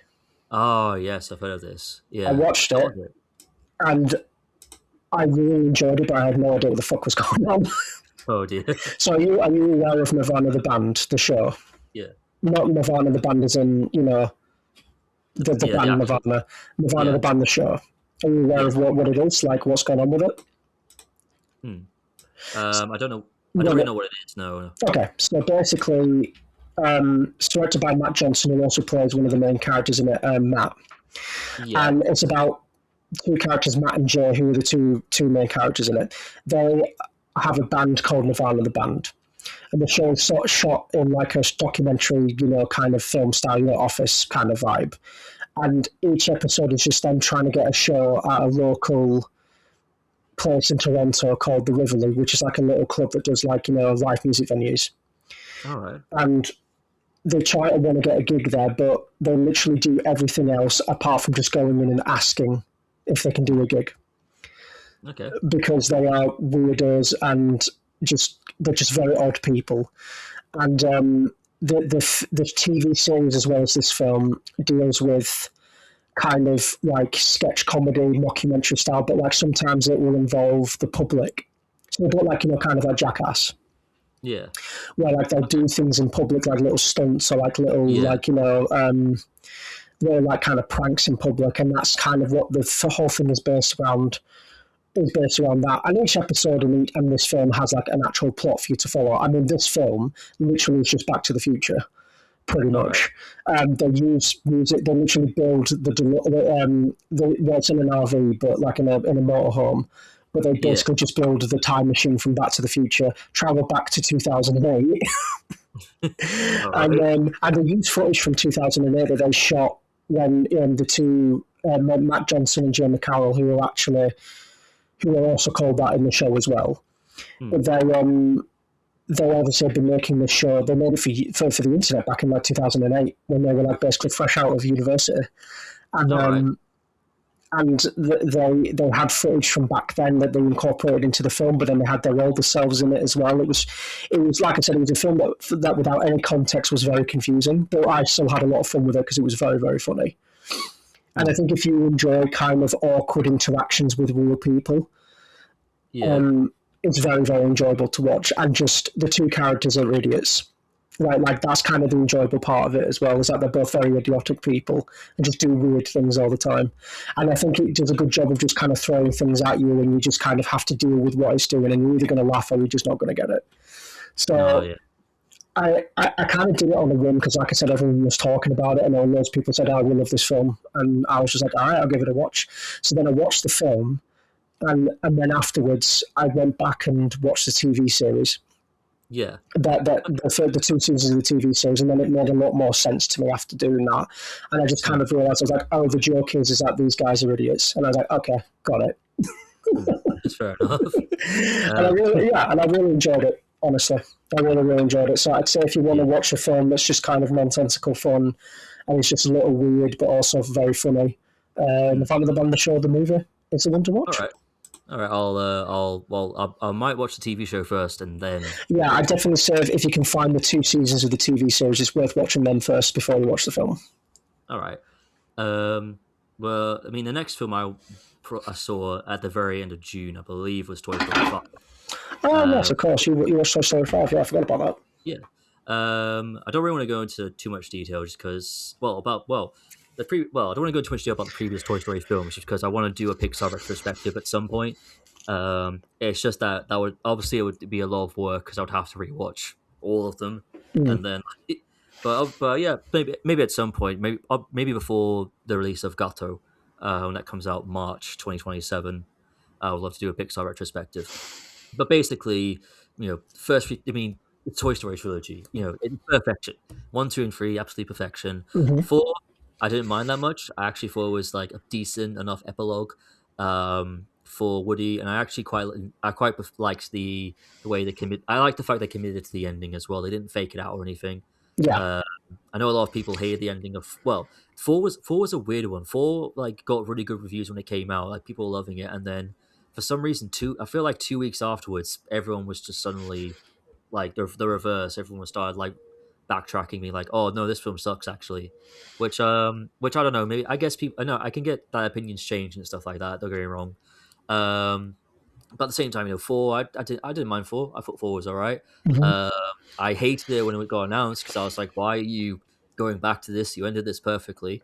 And then with this film, did the exact same thing. I hated it when it got announced because like you ended it pretty well with three. You did a decent enough ending as again with four. Like why are we giving this franchise three fucking endings? Um, but with this one, Toy Story 5, yeah, I liked it. I thought it was good. Um, yeah, I definitely didn't like it as much as the other ones. I definitely agree because there were quite a lot of critics who were saying that it's good, but you can tell that it's starting to lose steam. And I definitely think that that is kind of the case here. I think we're starting to run out of steam for this franchise, and I feel like you probably should consider at least if you want to do a sixth one, maybe wrap it up officially there. But overall, like again, like that's not to say it was bad. I still thought it was a good film. I liked the plot of how the whole like toys versus tech thing when it got announced. I thought at first I was kind of like, this is really gimmicky. This feels kind of like you've had a list of fit ideas for a Toy Story film. This feels like the last thing on the list you'd try to do, kind of like a last resort, like bottom of the barrel scraping for the ideas. But it was actually handled pretty well. I like the fact they definitely reflected on how kids prefer tech over toys, and it definitely added a really great commentary for that as well, and how it affects them, how it affects Bonnie in a lot of ways, and how she's kind of like the only kid on the street who still plays with toys, and how in a weird way, even though she's like, I think she's like 7 or 8 in this film, she's grown up quite a lot. Like she's constantly getting mocked by like other kids for still playing with toys, for not keeping up with like tablets and stuff like that. And she there's one bit where I think her friend, like the people who she thinks are her friends, are like mocking her in a group chat because still plays with toys, which I thought was actually really really impactful and quite, like we've had that before, and where cyberbullying has kind of affected our lives essentially. Like, I got cyberbullied when I was a kid, like, it mm, happens. So that really did struck a chord, and I really did enjoy Jesse's arc. I loved the fact that they flipped it and made Jesse the main character as well. I thought that was really good. yeah, Uh, I The fact that Lily Pad, the tablet, she's not. they do a kind of another. They do a similar thing they did with Gabby in number 4, where she starts off looking like an antagonist, and then they flip it, and it turns out she's actually not an antagonist. If that makes sense. So Yeah. this film basically doesn't really, but I feel like it was kind of important. I think this film was basically showing that tech isn't really the villain because we actually need tech for like our lives basically. Mm. It's more about, I think what this film was trying to do was that it was trying to find it was trying to tell the importance of balance. Like how much tech is too much tech, how much screen time is too much screen time, how much you should, why it's important to have that balance between the two. And I thought that was handled really well. I think they handled it well with Bonnie's dilemma of she wants to play with her toys, but she wants to play with her tablet and be considered cool with her friends. Mm. But I thought that was handled well. The only One of the big negatives I will probably say is that I don't really see why Woody was in this film. And I've seen quite a few people repeat this as well. He feels very pointless in this film. Like it kind of really felt like he's just there because it ain't a Toy Story film without Woody. And I get that, but at the same time, like he left. He left them at the end of 4. He had his epilogue. He went off and ran off with Bo Peep, his love, at the end of 4. And I just feel like you want to make Jesse the main character. Like commit to that. Like have Woody not be in this film. Like I don't think it would have resolved anything. Like well, it wouldn't have added. It wouldn't have like changed that much if he wasn't in it because like he's only really in it for like he just argues with Buzz, who's going to be Jesse's deputy, and then they make a ton of old jokes about him being an old toy. Like he's balding in this. Like when I say balding, I mean the paint on his head's starting to like come off. Hmm. Uh, which is quite. But the jokes are funny. Don't get me wrong, but at the same time, it's just like why. At the same time, it's just like why were you here? Like you don't. There was no reason for you to be here, except for just like we need to get Tom Hanks back in this film just for like reasons. Yeah. Like, do you know like contractual reasons? It's like you're contracted Woody to be in this film, so you gotta come back. But apart from that though, like yeah, I still really enjoyed it, but I do think that the franchise is slowly starting to kind of lose steam, and I really hope if they do a sixth film, I kind of hope that they just have that be bookend it now, finish it off, and then have that be that. Yeah. Cool. I didn't get around I to lo- watching it. I watched Toy yeah, Story 3 and then was like, that's enough for me. no, I that's thought fair that was the enough. perfect end to the series, and I have no desire to watch 4 or 5. No, that's all right. I mean, do you remember Lightyear? That movie from a few Oh, years ago? yeah. I never watched that. Really? Nah. Once again, I That's was just kind of like, nah, not that fussed. No, it was all right. Like I liked it enough when I first saw it, but it wasn't like anything breaking. And No. they definitely could have. I feel like they could have committed a lot more to the idea of it being the film Andy saw that got him to want him to buy the toy. Basically, Yeah. like maybe have it actually look like more 90s ish with the animation and stuff like that. Yeah, I think that's Or kind even of the problem there, isn't it? Is that like yeah, it would have probably been better if it was 2D animated then, rather than yeah. 3D. Honestly, yeah. I mean, well, yeah, but then obviously you run into the problem of you already had a 2D Buzz Lightyear film because there was that kind of TV movie for that was a backdoor pilot to the 2D animated show. Hmm. If you remember that one, I Yeah, believe there was a film for that, wasn't there? I think so. Before the Yeah. show, yeah.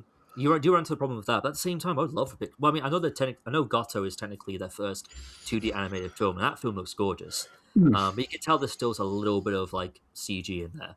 I would love for them to just fully commit to a 2D film. We can Yeah. talk about, but we'll do a Pixar retrospective and talk about that another time. Yeah. Talk about that another time. But right now, well, that's the end of June, so let's go to July. Um, so any big releases in July Well, or that you saw, really. or we just jumping straight into the big one, We're jumping into the Odyssey, man. the Much Odyssey? like Yeah, reading the original Greek poem itself, written by my man yeah, Homer, who yeah, might have been Turkish. I'm just pointing it out there, guys. It's the same yeah, place, really. Um, yeah. Hang on, Alex. Why are you saying fantasy? I thought it was historical. Like Elon Musk thinks it's historical. You know what I mean? Like what's this fantasy nonsense? Look, Elon Musk is an idiot. No. His brain is made of mush and is only getting more mushier because he just relies on AI to do everything. Yeah. So don't listen to what he says. He does not know how to use his brain. He's an idiot. Anyway, Yeah. No, he yes. is. So I watched The Odyssey, Same, yeah. and you've seen it as well. I have, yeah. I saw it. I think a couple of days after it came out. I didn't see the Yes, day it came out. and we both watched it IMAX, I believe. I did, yeah. I watched it in IMAX. I really wish I'd sat on a row further Mm, back. yeah, Like I think I was in row E, if I remember. But like I thought it'd be far enough. But it was a packed screening though, and it was only like yeah. the full day was out as Oh, yeah, well, yeah, which yeah. I mean, this film has say already made like over 700 million. say you will about Chris Nolan. He knows how to bring in an audience. He's Oh, like, yeah, I mean, well, once again, a bit like with Spielberg, Christopher Nolan's one of those directors that people just flock to. oh yeah. Like I mean, my screening of this was more packed than my screening for Tenant. But that to be fair, that came out back in the pandemic, so And I think a you lot know, of people weren't really sure what Tenet was. true, yeah, I think it kind of like became convoluted. That mm, film for too convoluted for its own good, should I say? And I think a yeah, lot of people were kind of like, I don't really understand what's going on, and then they just kind of went whatever. And then obviously he did Oppenheimer, which obviously was a massive success, mm. which was I kind of twinned with obviously the fact that Barbie came out at the same time as well, which became like a huge meme, didn't it? So yeah. that was I need part to. of it. I Excuse need me. to admit, I have still not watched Oppenheimer. That's good. Unfortunately, It's good. It's I worth need a to go. watch. I need to buy the Blu-ray and just sit my ass down and watch it. But So, to be fair, The Odyssey is probably Christopher Nolan's best film now. Like mm. it was incredible. Like, Oh yeah, I get like obviously because we talked about this in private. Well, I say yeah, in yeah. private, like in just general conversations we've had anyway. We already kind of know how we both feel about the film. Oh But yeah, I like even though like I agree with like Emily Wilson, who's like one of the modern translators of the original, you know, the original Odyssey, and yeah. she kind of has her criticisms about the film, which I agree with as well, to be fair. But I kind of still think that as a film itself, and maybe this is just because this is how starved we are for like kind of these big grand epics that don't really exist in films anymore. It was so refreshing to see a film like this. Mm. And just Yeah. I mean, watching it in IMAX alone, I mean, that film was made for IMAX. Literally, it was made for IMAX. I mean, Oh yeah. it's the first film to ever be shot entirely in IMAX, which is an incredible feat. And must have been a fucking pain in the ass to make. But it works, and it absolutely was worth the pain if there was pain involved in it, because it was brilliant. It's probably the best film of the year. Oh yeah. It's Definitely. between that and Obsession for me. It's like the two Mm. films which I really enjoyed a lot this year. I was blown Mm. away by, but yeah, what more can I But say? yeah, yeah, man. I did really enjoy this film. First of all, the performances were fantastic. This was definitely some of Matt Damon's. Well, it's definitely his best work, I think, so far in his career. I think he did such a great job with it. I think Chris. I think what I love about Chris Nolan is that he has his vision and he just commits to the vision, and he Yeah, fully wants to commit to it, and he does. And I love the fact that it's not like how like grounded in realism. He actually embraces the more fantasy elements of the story. There's a fucking Cyclops in this movie, for God's sake. You got like the big I can't remember what they are. The knights in Mel dressed in what yeah. I'm not 100% sure. I think they're just giants. those giants. Yeah, Greek mythology has a lot of creatures that just appear out of yeah, nowhere, just as like an obstacle for the heroes to overcome. yeah. But I just love the fact that it was just like I love the simplicity of it as well, where it's not huge, it's not complicated. It's literally just about a guy trying to get home, and that's all you need from this movie. It's Exactly. just Yeah. yeah, he's like he did his job. He's like, yeah, I did this war. I'm clocking out for the day, lads. We're going home. Took it 20 years. Yeah, Damn. in 20 years. But yeah, no, it was really good, and I loved how everything had meaning to it, like how it kept coming back to the war on Troy. Was it Troy or Yeah, the war on Troy. Yeah. Troy? Yeah, and it keeps coming back to that one shot where Odysseus like falls on top of the stair and he looks up, Hmm. and you see it at first and you think that's a bit weird, but then you realize that there's actually something to it, Yeah, and that's the thing I think the film did really well, is building up yeah, that whole like kind of point that they were trying to make about the film. Really. yeah, and the fact that it's literally the Trojan horse that he used to break into the city. But I liked how everything had meaning to it too, like how Zendaya's character is haunting him because he killed her like Yeah, when they got but destroyed. also she's meant to be Athena. I believe, Yeah. the Greek goddess of war making, specifically. Hmm. I think specifically is what it is, because that's obviously meant to be the parallel for the fact as well that to win the war, Yeah.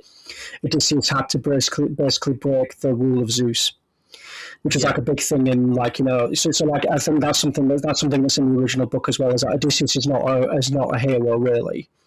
Yeah. He No, he, no. he gets he's like he does a lot of he wins because he's conniving, because he's clever. Hmm. He's not the strongest warrior. It's not the strongest warrior. He's the smartest warrior, which is why he always wins, because he knows Yeah. how to outsmart his opponent. But in doing so, he does do a lot of things that are very underhanded, and that's kind of meant to be kind of like what the film is getting at. Is that, and then also as well, it lies into the bigger thing of like how we've, in an effort to just kind of like protect the things that we love, we've inadvertently Hmm. destroyed a big part of the world and destroyed a part of our society. I mean, obviously as well Yeah. with the allusion back to the sea people, which is Hmm. a theorized part of like actual history is what caused the collapse of the Bronze Age.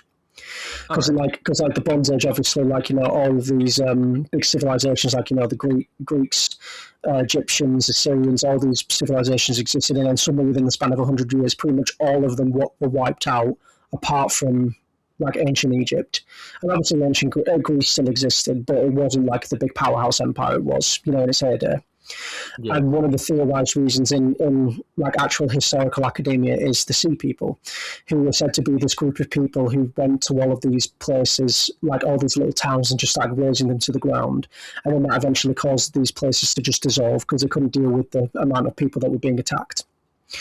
And then obviously this is like plays on that by saying that it's like the sea people aren't actually real. Hmm. Like they are a perceived manifestation of like, people's All right. fears, and obviously the people who do turn out to be the sea people is Odysseus himself and his men. Hmm. And like it's like a thing of like it's not like the thing of like we look to outside for the enemies, but the enemies are actually inside the entire time.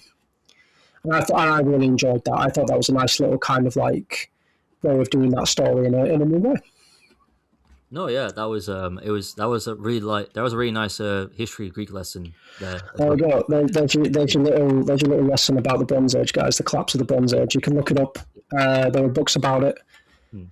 I'm not going to tell you them though. You have to find them yourself. Yeah, just don't believe whatever Elon Musk puts on Twitter. No, he is not a well-informed person. No. I think all the other performances as well, like Rowan Pattinson, for example, we'll talk about him earlier. He is such a dickhead in this, and it Yeah, is yeah. He plays a sniveling, conniving worm, God, yeah. and I hated him, and I was really glad when he got Oh killed. yeah.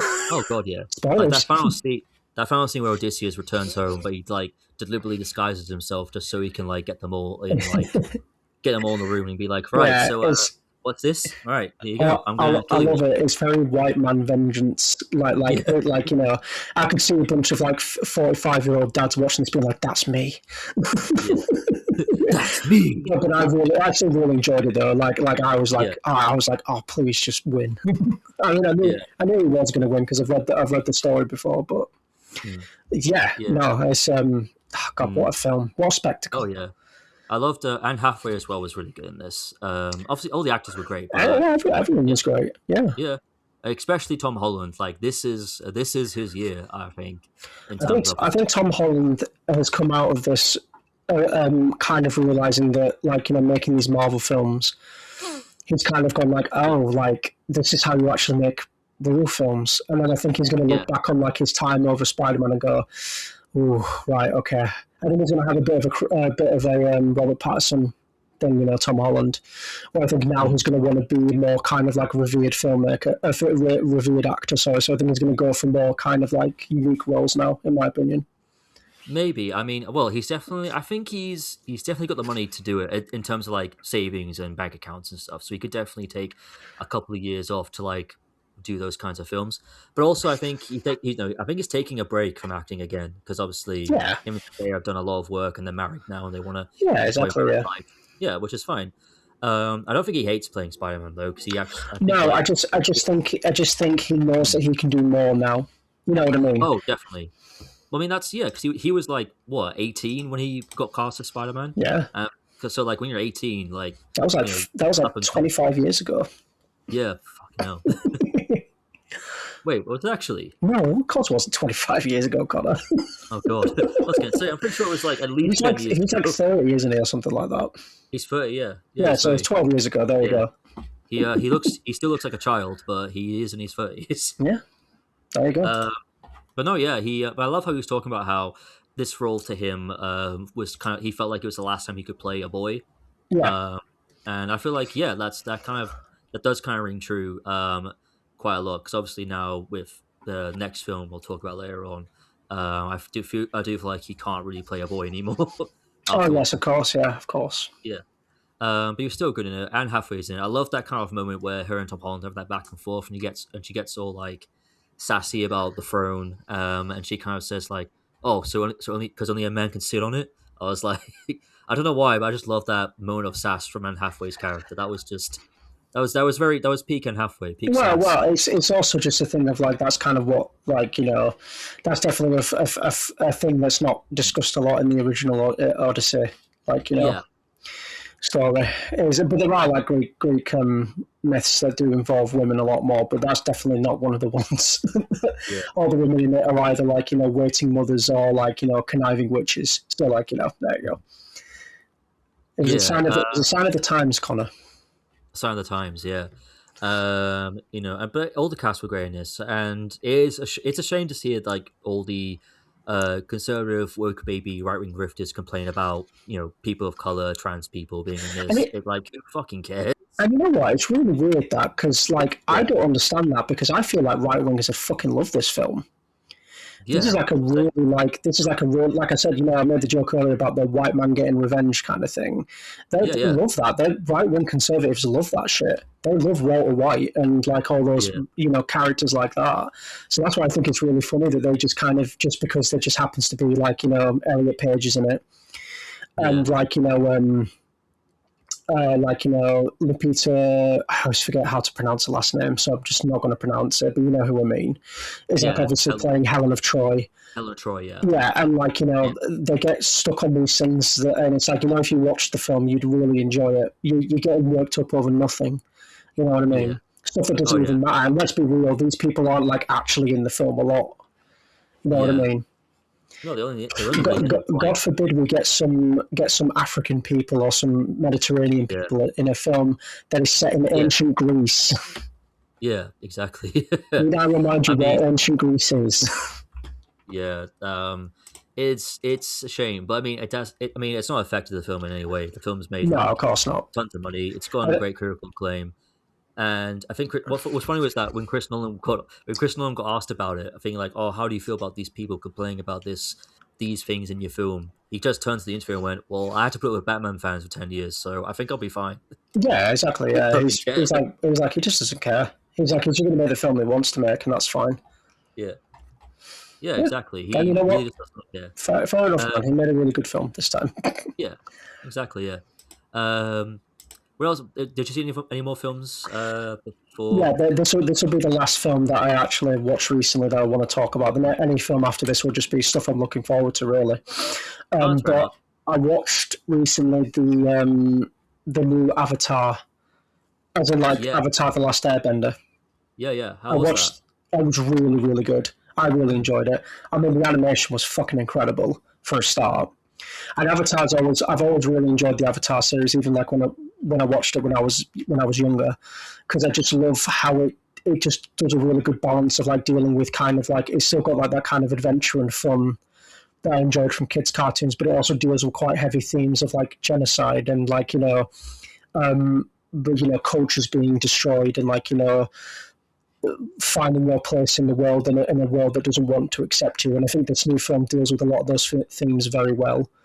And yeah, it's incredible. If because I know that the film got leaked. Yeah, I think it was like about must have been about 2 months ago, and I tried my best to avoid it. yeah, yeah. Um, and as a result of that, I was like, no, I'm going to wait until it comes on streaming, and I watched it and I watched it like earlier last week, and it was really really good. Hmm, And I really really enjoyed it for what it is. And I think if you enjoy Avatar, you should watch it. hmm. And also they've got a new TV series coming out now, haven't they, as well? So I'm looking forward to that Yeah. as well when that Hmm, comes out. Yeah, and like I will say, they got quite a few actors in it, like Stephen Ewan's in it, Dave Mm. Bautista's in it, and I think and Yeah. Taika Waititi and Ki Hu Kwan are all in it, and I think they all did a great job as Nice. just being the characters that they were without being intrusive and thinking, oh, it's that guy kind of thing like that, which I really enjoyed. Yeah, No, that's really good. overall, I'd say watch it if you're into Avatar. It's worth a watch. Nice, man. I'm not. I wouldn't say I'm into Avatar, but it was one of those shows that I kind of always wanted to get into it. It's Hopefully, def- I will one day. yeah, it's definitely worth it. Well, absolutely. Like the Oh yeah. original core of the sequel series is good. Mm. I think like seasons 1 to 3 is really good. The last season was kind of a bit hit or miss for me. Yeah. Because I think it was just kind of a thing where they were like, we're going to get cancelled, so we're just going to make this season while we can. Yeah. But Avatar: The Last Airbender, the first series is brilliant. It's so Mm. good. Nice. I always have like high praise for it. Mm. Yeah, I guess that's for Ah, me. That's all the films I watched so far this year that I can yeah. remember. Of course, I have one more film. I think people won't be surprised by this film. Let's talk. I'm going to talk about Spider-Man: Brand New Day. Oh Uh, yes, where obviously I'm not going to spoil the film because it's only just come out. Obviously, you haven't seen it, and I do nope. want you to be surprised by the twists and turns in this movie. Please, Um, was that sorry? I said please. I really want that. Yeah, yeah. What? Please, you want don't want to get spoiled or like? No, please, as in please. I want to experience those twists and turns. No, that's fair enough.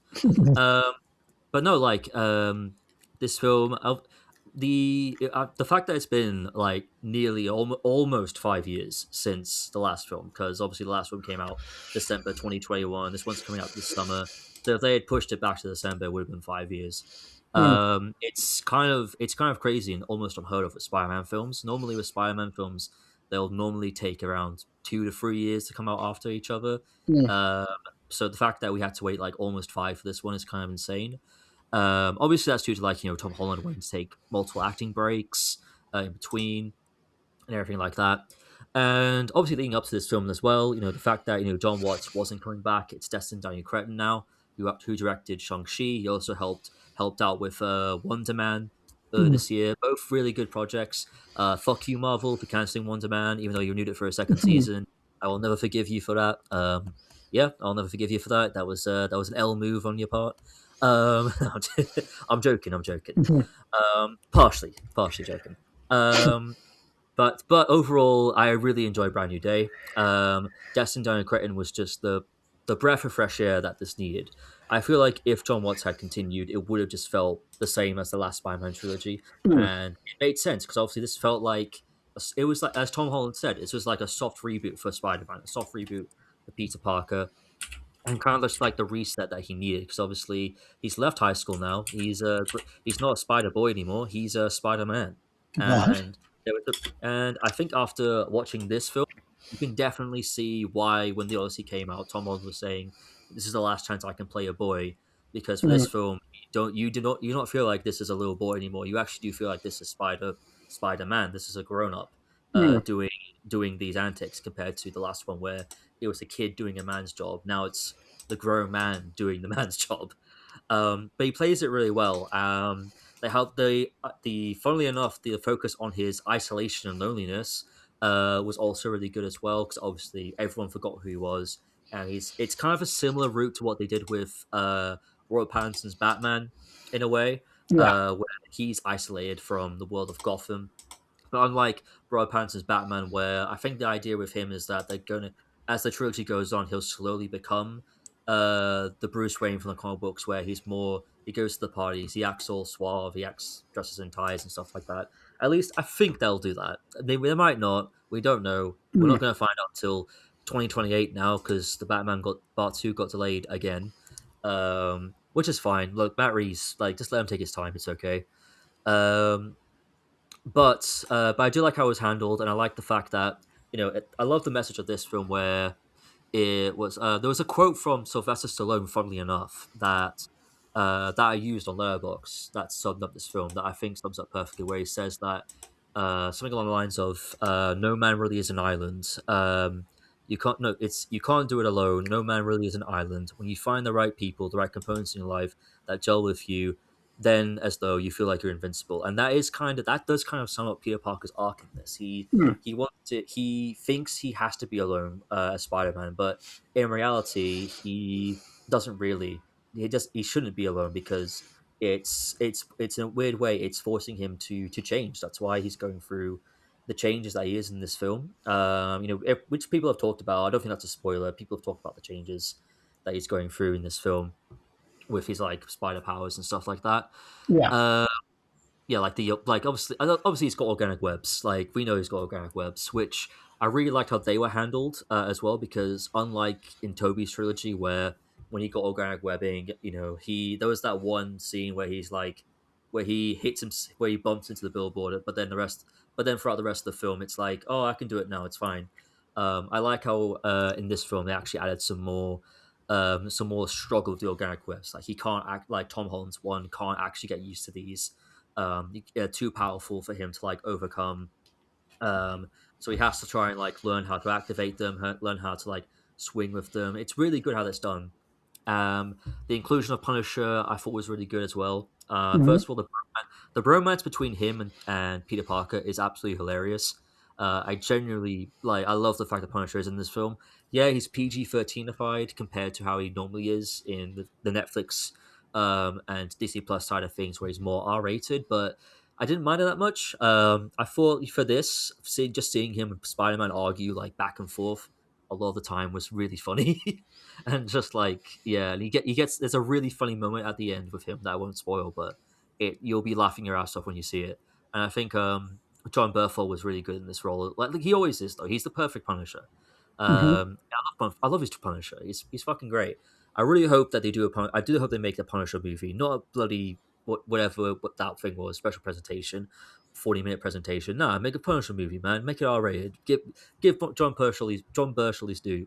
I think I may have said his name wrong there, but still, um, John Berthel. That's it. Give John Berthel his proper due Yeah. in the movies. What else as well did I really like? Again, Zendaya's inclusion I really liked in this film as well. I like how she was handled and how Peter's relationships with her and Ned are handled in this film. And Sadie Sink's character as well, I thought was really well handled as well. The overall villain element of this film, I didn't really like at first. Well, not at first. Actually, no, I didn't really like it. Not because it was badly handled, just because and this is kind of a thing that people have kind of brought up over and over again. Is that he doesn't really feel like Tom Holland has a Spider-Man villain that's exclusive to him. If that makes sense, because Yeah. obviously Vulture, that was his beef was with Tony Stark. Mysterio, his beef was with Tony Stark. Mm-hmm. Green Goblin, that was a villain from another universe.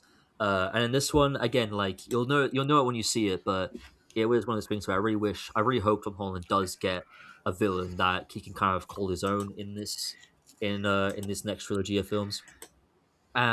Everything else is great. Again, Destin Darrow Creighton is just a masterclass at this sort of thing. His camera angles, his cinematography, his blocking, everything about it was peak. It was like chef's kiss. It was like it moved at a very zippy pace, but it was really impactful and really suspenseful. And it was right, and it was a good pace as well that the film overall moved at. Like I think my one of my main complaints with the Odyssey was yeah, it felt a little too long. But at the same time, it sort of had to. You're telling the story of the Odyssey. Like you need 3 hours to tell that story. You can't tell that story in like an hour. Like you need to tell that story in 3 hours. But even though this film was 2 hours long, it still moved at a very rapid pace, which I quite liked. And it just looked and felt different. It looked new and it felt different, which is what I really liked about it as well. Unlike a certain movie we'll talk about later on that comes out in December. Ah, yes, of course. We'll talk about that in a bit. We'll talk about it in a little bit. That's okay. But overall, Spider-Man Brand New Day. It was a brand new day for Spider-Man, and it's just a brand new Spider-Man. I don't know where I'm going with this. Just Okay. go watch Spider-Man Brand New Fucking Day. It's really good. Well, It's we a heard it really here good first, film. folks. It was a really good film. And that's pretty much us all caught up for 2026 so far. So let's have a look at what's coming up in the future. Let's have. Yeah. So the next big film that I'm going to watch that's coming out is Coyote versus Acme. What was that? Sorry. Is Coyote versus Acme? Oh, Coyote versus Acme. Yeah, that comes out soon. That comes out next week, doesn't it? Yeah. Oh no, Yeah, it does. I Yeah, think it's actually the week after. the week after. All right. Yeah, but it's No, coming out soon, and I'm looking forward to that. I'm gonna go see that film because the amount of like hell that film got put through, because Yeah, of like and I'm always going to antivirals. support. I'm always going to support Looney Tunes. Oh yeah, they It's deserve it. still one of my favorite franchises of all time. It's great. I always enjoy watching a Looney Tunes film. And Yeah. did you ever get a chance to watch The Day the Earth Blew Up? Uh, The I other, haven't had. other one? I didn't get a chance to watch it just because there's not really there's not that much avenue to go watch it. I don't think it got a UK release, if I remember. I don't remember No, seeing I one. don't think it did. But if you can get around to watching it, it's worth it. It's Yeah, really, really good. I'll see if I can get it. I think you can probably watch it on HBO Max, but I'm not Probably. subscribing to another streaming service. But Yeah, that's already fair. subscribed to plenty. But no, Coyote versus Acme. Yeah, I'm can't wait for that. I did really like how they parodied the Doomsday Clock in the end of the second trailer. I was like, oh man, that was good. That was good. Yeah, it's good. It's good to see that, like, because obviously HBO, well, not HBO, sorry, Warner Brothers has gone through so much like kind of restructure over the past few years, and Hmm. it's just, I mean, it's the same thing with the Batgirl film, wasn't it? Where they just kind of just like cut it, and then we're just Yeah. like, no, we're not going to bother with this anymore, and it's just like I'm just sick and tired of that keep happening with these films. It's like they're made, just put them out. Hmm. So what if they No. don't make any money? Who cares? just there are some people who will watch them, and Yeah. I'm definitely going to watch this when it comes out because it's a Looney Tunes film. Why would I not watch it? Yeah, exactly, man. Like, bro, it's the fuck. Like, the new tunes deserve so much better than this. Like, you know what I mean? They've got like such a rich legacy and a rich Oh history. God, I Built mean, like, the old Looney Tunes cartoons still hold up really well. hmm, They're great. They're so funny. yeah, there's always that one really iconic clip where Bugs Bunny is talking to that. I think it's a bear, and he's like, "You, if you step closer, I'll cut this rope," and then the bear just Uh, pulls the rope, pulls him closer to him. Looney Tunes is like a gold mine for memes. Oh god, yeah, For like classic memes, it's just so quotable and like yeah, I mean it's legendary. So yeah, I mean, Coyote versus Acme is probably the first film I'm really looking forward to soon coming hmm. out. No, that's fair enough, man. Like, again, it looks really good. What else? What else is there that's coming out? I mean, we've got the Death of Robin Hood. I believe that comes out in The Death of September. Robin Hood. What the heck is It's like that? I think it's an A24 film, Um, Robin like Hood. about Robin Hood, basically. Yeah, cool. Is it about him dying? I believe it's got Hugh Jackman in it, so maybe. Hugh Jackman. Yeah, Let's see. Let's have a look at the synopsis and see. It yeah. says, grappling with his past after a life of crime and murder, Robin Hood finds himself gravely injured after a battle he thought would be his last in the hands of a mysterious woman. He's offered a chance of salvation. Oh, I see. Yeah, I mean, cool. Whatever. It looks pretty cool. Yeah. It's a No, very classic sort of like medieval England vibes going on here. yeah, no, it does look pretty good. It's well shot. Uh, Ah, yeah, that image that I just saw, where it's like a woman standing by the window, yeah. looks really good. I like that. I got like that warm glow. It looks like it's got actual cinema. Well, you're telling me there's people who know how to make films still? Oh, it's just Hmm. started raining outside. Damn. Damn, It's a damn, sign. damn, damn. It's a sign. It's a sign. Yeah. Um, Yeah. what else we got coming out? I've got a list For, of for, for September, since we're on that month now, the yeah. Resident Evil film, the Yes. Oh yeah. Zach Cregger Resident Evil film. Yeah, man, that will be good. I'm looking forward to it. I like the way it looks so far. That first Hmm. both the trailers that have come out, I've just liked the look of it. I don't really care about it being related to the game. I know that it's set in Raccoon City, which is obviously the setting from the second game, Yeah. and I know that it's meant to like tie into the actual sort of larger story of Resident Evil. But I don't really care Yeah. about that too much because I just think it looks like a cool film. And it's directed by Zach Cregger, who obviously directed Weapons and Barbarians. So it's like, yeah, cool. I'm in for the ride. No, that's fair enough, man. And That's fair enough. I've seen from the trailer, I've seen plenty of nice little Resident Evil Easter eggs. So there you go. Hmm. Let's I've see. actually seen. I've not seen any of the trailers yet. Ah, But I'll have to give them a watch at some point. But I could go. I might go see this film if if it gets like a good reception. I'll definitely give it a chance. I'll watch it either way because I really like Resident Evil. I've always been a huge fan of those films. So Yeah. I No, that's will. fair enough. I'll get around to watching it. No, that's pretty good. What else as well? We've got let's see. Like I said, we got Resident Evil. We've got a film called The Musical. The I don't know what that's musical. about. Yeah, Is it The about the Musical. musical? I think it is The Musical. We've got Wow. Forgotten Islands, a new DreamWorks film. Oh yeah, Yeah, that I looks pretty remember cool that one. actually. I might I'll not def- go to the cinema to watch it, but I will, when it comes out on like streaming, I'll watch it. no, that's fair enough. What else as well? Obviously, we got Digger comes out in this is October now. Yeah, Digger. Digger looks really good. This Uh, trailer was fucking insane. But I was like, but I was immediately hooked. I was like, oh, this looks awesome. yeah, Like, yeah, I mean, it's very clearly yeah. what it's paralleling in terms of like the actual real world. It's Oh yeah. kind of reminds me a little bit of what was that Leonardo DiCaprio film? Don't Look Up. Don't look up. Yeah, Yeah, it kind of that. it has a similar vibe, but it's more it's even more kind of tongue in cheek. It actually kind of reminds me of Wes Anderson a little bit Yeah. in terms Well, of I like mean, the color palettes and stuff like that. hmm. It's directed by Alfonso Cuarón Mm-hmm. as well. Oh, yes, Like, like a oh no, fantastic. wait no, is it Oh no, Alfonso it's not Cuarón? Alfonso Cuarón. It's It's one sec, I'll get it back up. Oh no, it's Alejandro G. Inarritu, Yeah, that's it. Yeah, that was it. Whoops. not uh, Alfonso Cuarón. Damn. no. Rest in But no, peace. I mean, but he's directed a load of great films. Like Yeah, he he directed directed. Birdman, The Relevant. He's directed a lot of great films, which I really enjoyed. So I'm probably going to enjoy this like Digger. Like it looks crazy, it looks insane. One movie I'm really looking forward to though is The Social Reckoning. I think that Oh, film, the sequel see, for the social networking. Social yeah, network, sorry. Social Network. Yeah. Obviously, David Fincher didn't come back to direct this one. Alan Sorkin, who wrote the last film, he's writing this one and he's directing this one. Um, but yeah, it's a really good, interesting idea. Mm-hmm. I like the fact it dramatizes the 2021 Facebook leak that happened with a whistleblower, and it's a really interesting experience. Well, not an interesting experience. Sorry, it looks like a really interesting sequel idea. I mean, yeah, it is kind of sad that Jesse Eisenberg didn't come back to to play Mark Zuckerberg, Mm-hmm. but at the same time, I can understand why he turned it down because he obviously just doesn't want to be associated with Mark Zuckerberg anymore, which I can understand why because Mark Zuckerberg is a twat basically, just a complete dickhead. Yeah, but Uh, I mean, the social network made that very clear oh yeah, in the first film. like oh yeah, there's a reason why he didn't like the Social Network and he was quite angry about it when it came out. Yeah, of course. He was like, oh, there's things I never did or said, and I'm like, yeah, sure, sure, Mark, sure, defend your actions, you horrible weasel. Um, hate him, absolutely hate him. What else as well?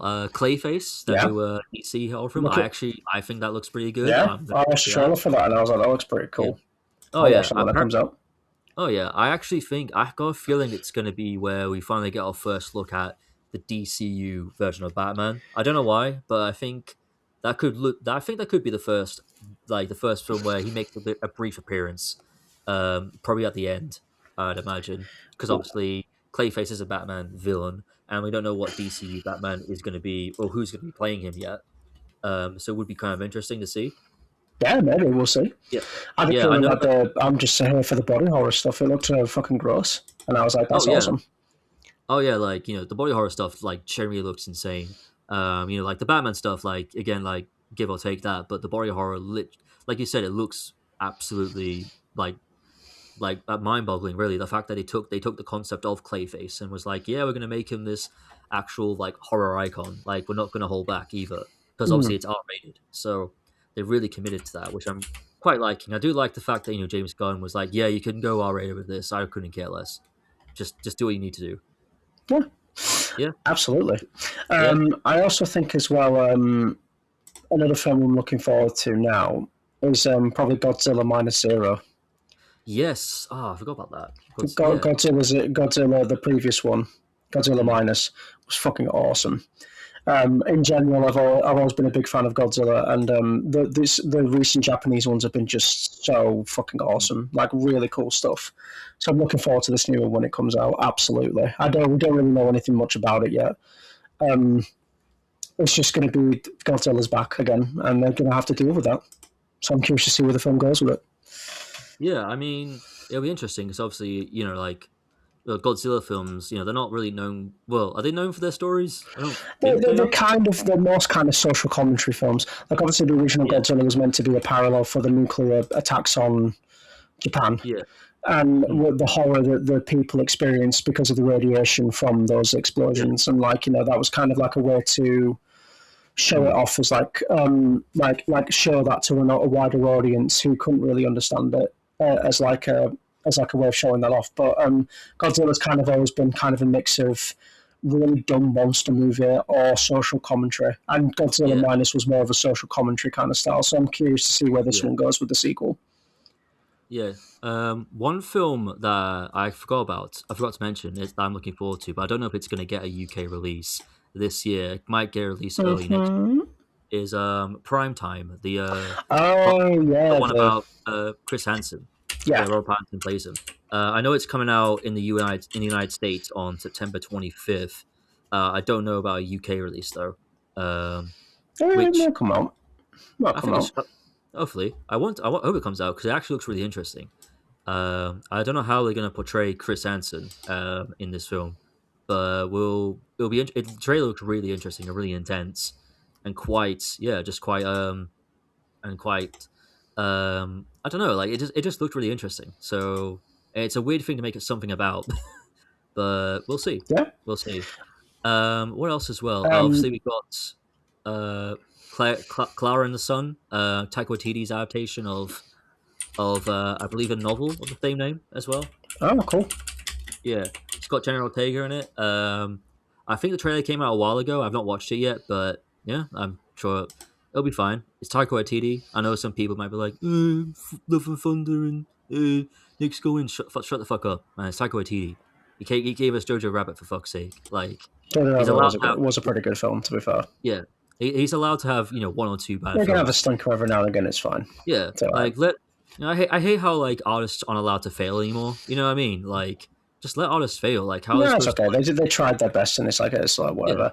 But also, I do feel like that War Love and Thunder was more kind of a thing of just like they were given too much freedom Hmm. and just didn't know what to do with that freedom, which happens a lot. Which can happen sometimes. Yeah. No, yeah, Yeah. definitely, yeah. Um, Another film, couple of films that I'm looking forward to in October yeah. is so we've got The Uprising, Paul Greengrass and Andrew Garfield.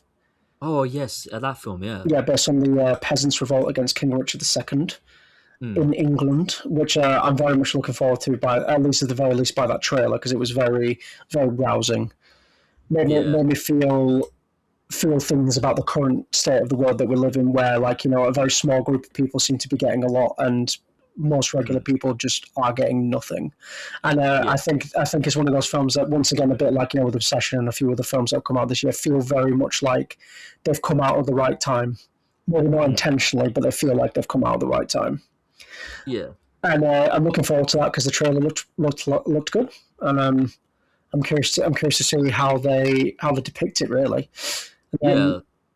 The other film one of the other films I'm looking forward to, of course, in October is the Street Fighter film.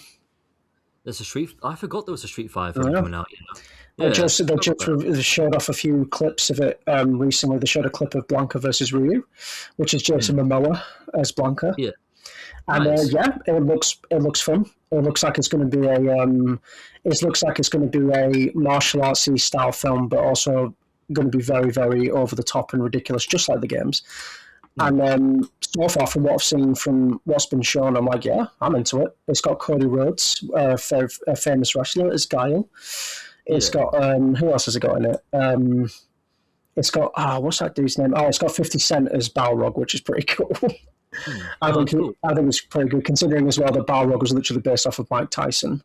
Mm, I think that's a good shout. It's got David Dasmalchian as Dasmalchian, I think that's how you pronounce it, as M Bison, which I think is cool as a main villain. And yeah. yeah, um, I'm really looking forward to it. Eric Andre's in it. Nice. I think he's just an announcer or something, but I'm like, yeah, awesome. Yeah, Nice, man. so far from what I've seen, and I'm a massive Street Fighter fan, I'm looking forward to seeing where they go with it. No, that's fair enough, man. Yeah, I didn't. I completely forgot there was a Street Fighter film coming out Yeah, this year. it's been quiet for a while. They announced it, and then it just sort of like nothing, and then they just dropped a trailer a few months ago, I think, and then they started showing off a bit more because I think they were That's a fair little enough. bit cautious of being like, we don't want to scare the fans off too, because obviously the fans are going to want to go watch it. Yeah, They're going to be yeah, the main definitely. audience they want to capture, so it's like they've got to be careful, haven't they? Hmm. And then the other film to finish off October that I'm looking forward to, of course, is one that we discussed earlier, Wildwood. Oh yeah, Wildwood looks so good. Yeah, It looks so good, man. I mean, don't get me wrong. You can't really go that wrong with Leica. Um, they are they're just a great studio with their stop motion animation. they are. Um, They're like pedigree as well. Like the yeah, like has got like a rich history, hmm, and in stop motion filmmaking, and I can't wait for this film to make more money. yeah.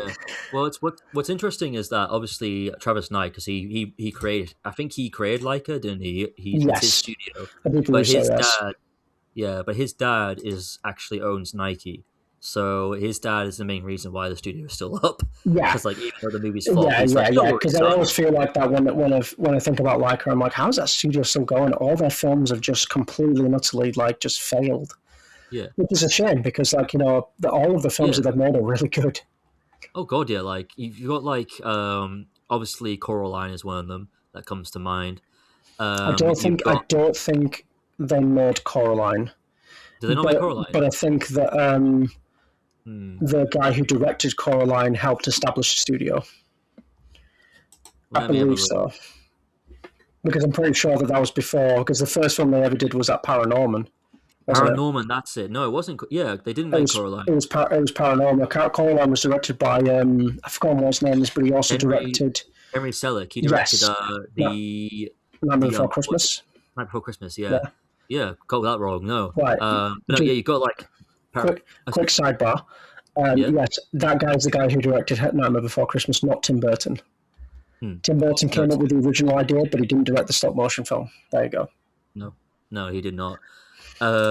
He was actually supposed to direct a film for Pixar, Henry Selick, and Hmm. it was supposed to be stop motion as well.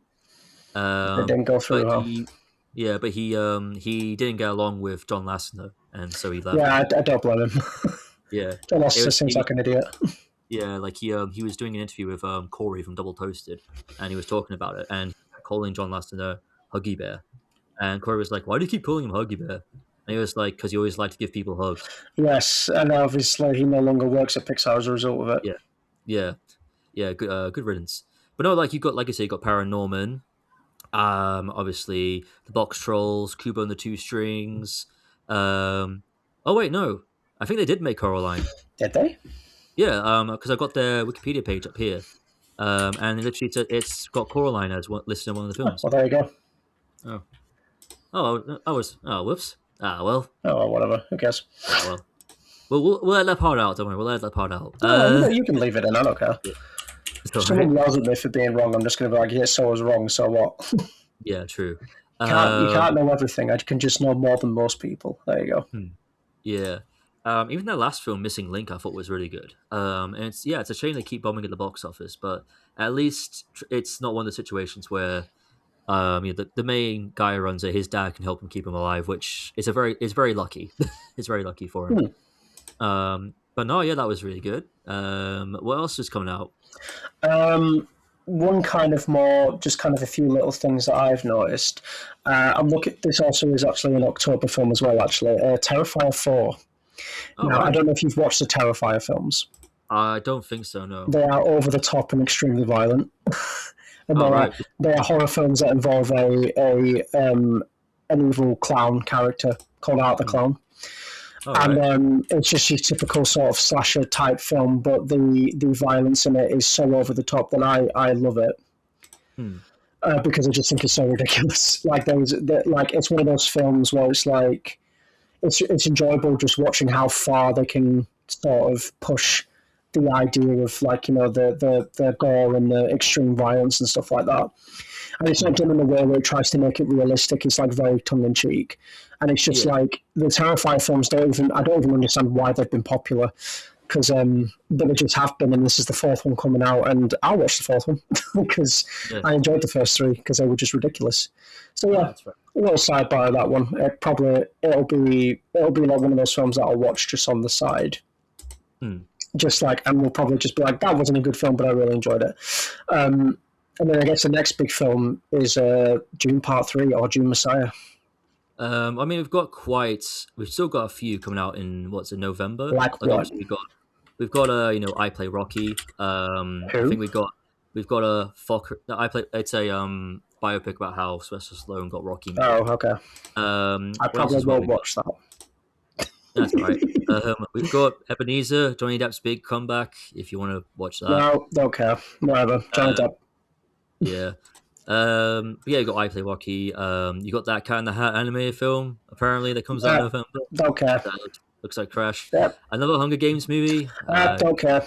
Don't care about that. Okay, November's a dead Um, month. I get it. they're making another like Fokker in Law. You know those Fokker Yeah, well, films. once again. Yeah. You've got Hex, that new Disney animated film. It looks good until you realize it's just a ripoff of what was it? The Owl Academy. Was that the TV show that they did? They cancelled. I don't know, but either way, still moving on. Yeah. The Adventures of Cliff Booth as well. Netflix show. The what? Netflix TV The show. Avengers Cliff Booth. Is that what you said?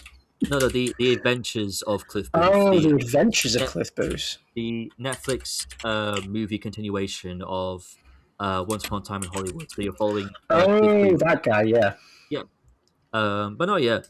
But yeah, and obviously, yeah, you got some in December. You got Violent Night 2. You got the third Jumanji film. You got Ray Gun, which is Brad Yeah, Bird's. I'm really looking forward to Raygun. That's fair enough. It's Brad Bird, for God's sake. He's a legend Yeah. in terms of animation. You kidding me? You ever seen The Incredibles? You ever seen God. The Iron Giant? Honestly, like those You ever films. seen Ratatouille? Chef's Kiss. Chef's Kiss. Yeah, those exactly. Chef's Kiss Remy. Absolutely, yeah. Chef's Kiss Remy, you know? You know what Yeah. I'm saying, bro? Like, Brad Yeah. Bird's a legend, in my opinion. Yeah. So You could say he's always cooking, you know, because Oh, fuck you. yeah.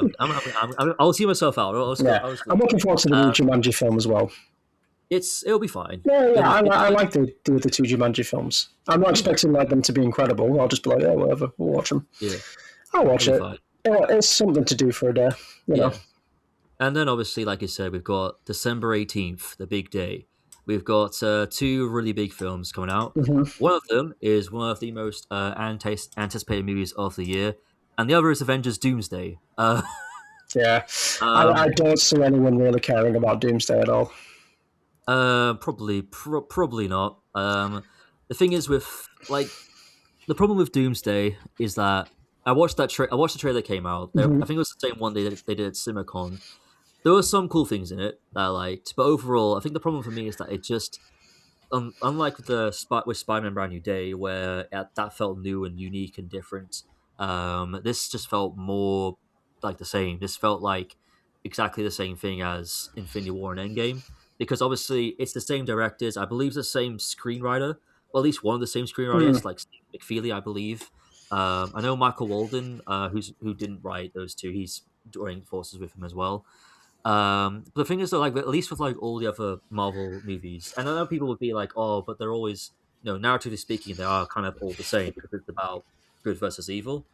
But at least they looked different. At least they kind of felt different because obviously they got new directors in, new visions, new styles, new aesthetics, new kind of like they always felt like a new experience. Do you know what I mean? Like I think the full. no, it's okay. I think for me personally, it's more to do with the fact that like they're making this big sort of Avengers style thing, but there's no build up. That's another thing as well. That's what it is, really, more than anything. Yeah. Like, and it really sucks because Doctor Doom is like probably the best Marvel villain.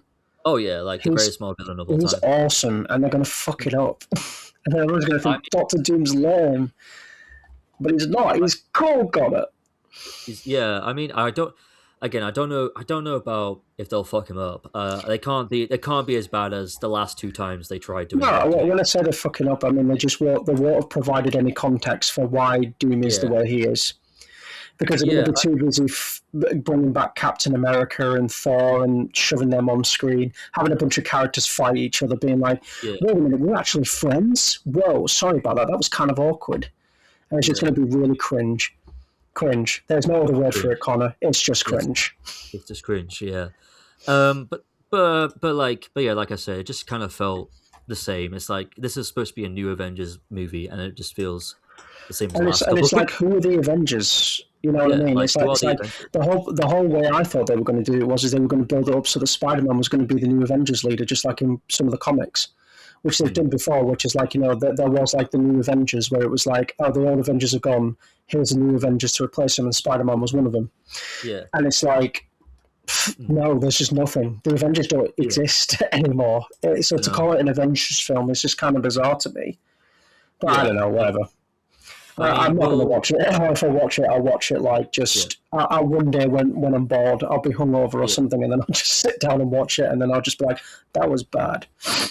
I mean, I'll see what the critical reception for this film is and decide because I kind of want to do Doomsday. You know, I want to see both of them back to I back. don't. I want to see Doom Messiah and then forget Doomsday doesn't No, that's fair exist. enough. No, that's fair enough. You know, Yeah, but I'm that's looking fair. for. But I am looking forward to Doom Messiah. I have enjoyed the first Oh two yeah, films a lot. Dune Messiah is going to be such a big, huge, epic like conclusion to it. I know it's called Dune Part Three, but fuck that, man. We're calling it Dune Messiah. And Um, also everybody's and Paul Atreides is going to get fucked up, so it's fine. oh god, yeah. Like you can just see it in the trailers as well. Like it's going to be a very not happy end for Paul No, Atreides. I've read the book, so I can tell you exactly how it ends for him if you want. Yeah, sure. Yeah. So basically, Paul Atreides goes around the universe and basically starts a holy war that ends up All right. killing billions of people, like Hmm. literally wipes out almost entire planets. And eventually, he gets turned on by Hmm. his own people, and he gets dumped on a planet, left on his own, and he dies alone on a planet. Hmm. That's how his story ends. Because Damn. the whole point of the book series is that we shouldn't is be wary of prophetic things and like don't follow people blindly. That's what the whole book series has always been about. Frank Hmm. Herbert, the director, the author of the original books, literally put that as a forward in his books, which is Nice. which is really kind of sad that he had to put that in there because you know you thought that maybe people would be smart enough to figure that out, but Hmm. here we are. But Yeah. yeah, no, it is going to be a dour ending to the film, but I'm looking forward to it because sometimes I Yeah. think films need to have sad endings Yeah. Exactly. Yeah. I think. or just like depressing endings. Sometimes I think it's nice when a big film just goes, no, this isn't Yeah. ending well for this guy. Sorry, Hmm. he's not a Yeah. hero. No, not everyone can get a happy ending. Unfortunately, not everyone. Yeah. Unfortunately, the white savior complex isn't going to win this time around. No. And I don't think it should. Yeah, I know. Because like, June is like I also like June the June films one because of like one of the few Middle Eastern big budget films that's come out. I know that it's set on an alien planet and it's a sci-fi series, but very clearly Frank Herbert took inspiration from the actual because it was written in the 70s, so he took hmm. actual inspiration for geopolitics in the Middle East during the time it was being written, which is All when right. America was starting to be heavily involved in the Middle East, especially because there was that beautiful substance called oil there, Connor. Oh yeah, good old oil. Good old oil, and then it all led to Totally, the Iraq War and all that. yeah, totally didn't. Totally, it's not destroying the planet or anything like that. You know, No, like no. good old oil. Good old oil. They technically didn't know that in the 70s, to be fair. Yeah, It to wasn't be until fair, the yeah, 80s. In the 80s, they did know it. yeah, and they still And they went, yeah, that's like fine. So we've got like what, 60 years before this gets really bad? Cool, that's fine. yeah. I'll be dead before then. That's what they all said. Oh god. Oh dear. Yeah, but anyway. Um, but yeah, Doomsday, it's happening. We'll see how it goes. But no, yeah. Well, actually, no. For Doom Part Three, yeah, I'm more looking forward to that than Hmm. Doomsday at the moment. Because yeah, of course. Like, I mean, don't get look. I know Avengers Doomsday will probably still be good. It'll still be successful. All that crap. But I mean, if you want like a proper like great film, I think Doom Part Three will sign. I don't think Doomsday will be good. I think it will do well, Hmm. but I don't think it'll be good. But I don't know. that's I my feel two like cents. I'll give it. I'll give it some hope. I'll give it some hope. You know, we'll see. This is obviously subjective based on the fact that I'm not Yeah. really a big Marvel Cinematic Universe person. No, that's fair enough. But I like you mean, that's know, fair enough. but I also know for a fact that they're going to fuck up Doctor Doom, and that upsets me because Doctor Doom is awesome. Yeah, He's like yeah. easily the best villain. It's between him and Magneto, either one of the two. At Oh least he can yeah. fuck I up mean, Magneto in the X Men films. He's awesome in those. oh god, yeah. He's gonna be. I mean, the fact that fucking Ian McKellen's coming back again to play him is It's legendary. Don't get me I wrong. can't believe they're bringing out his old corpse again. Poor guy.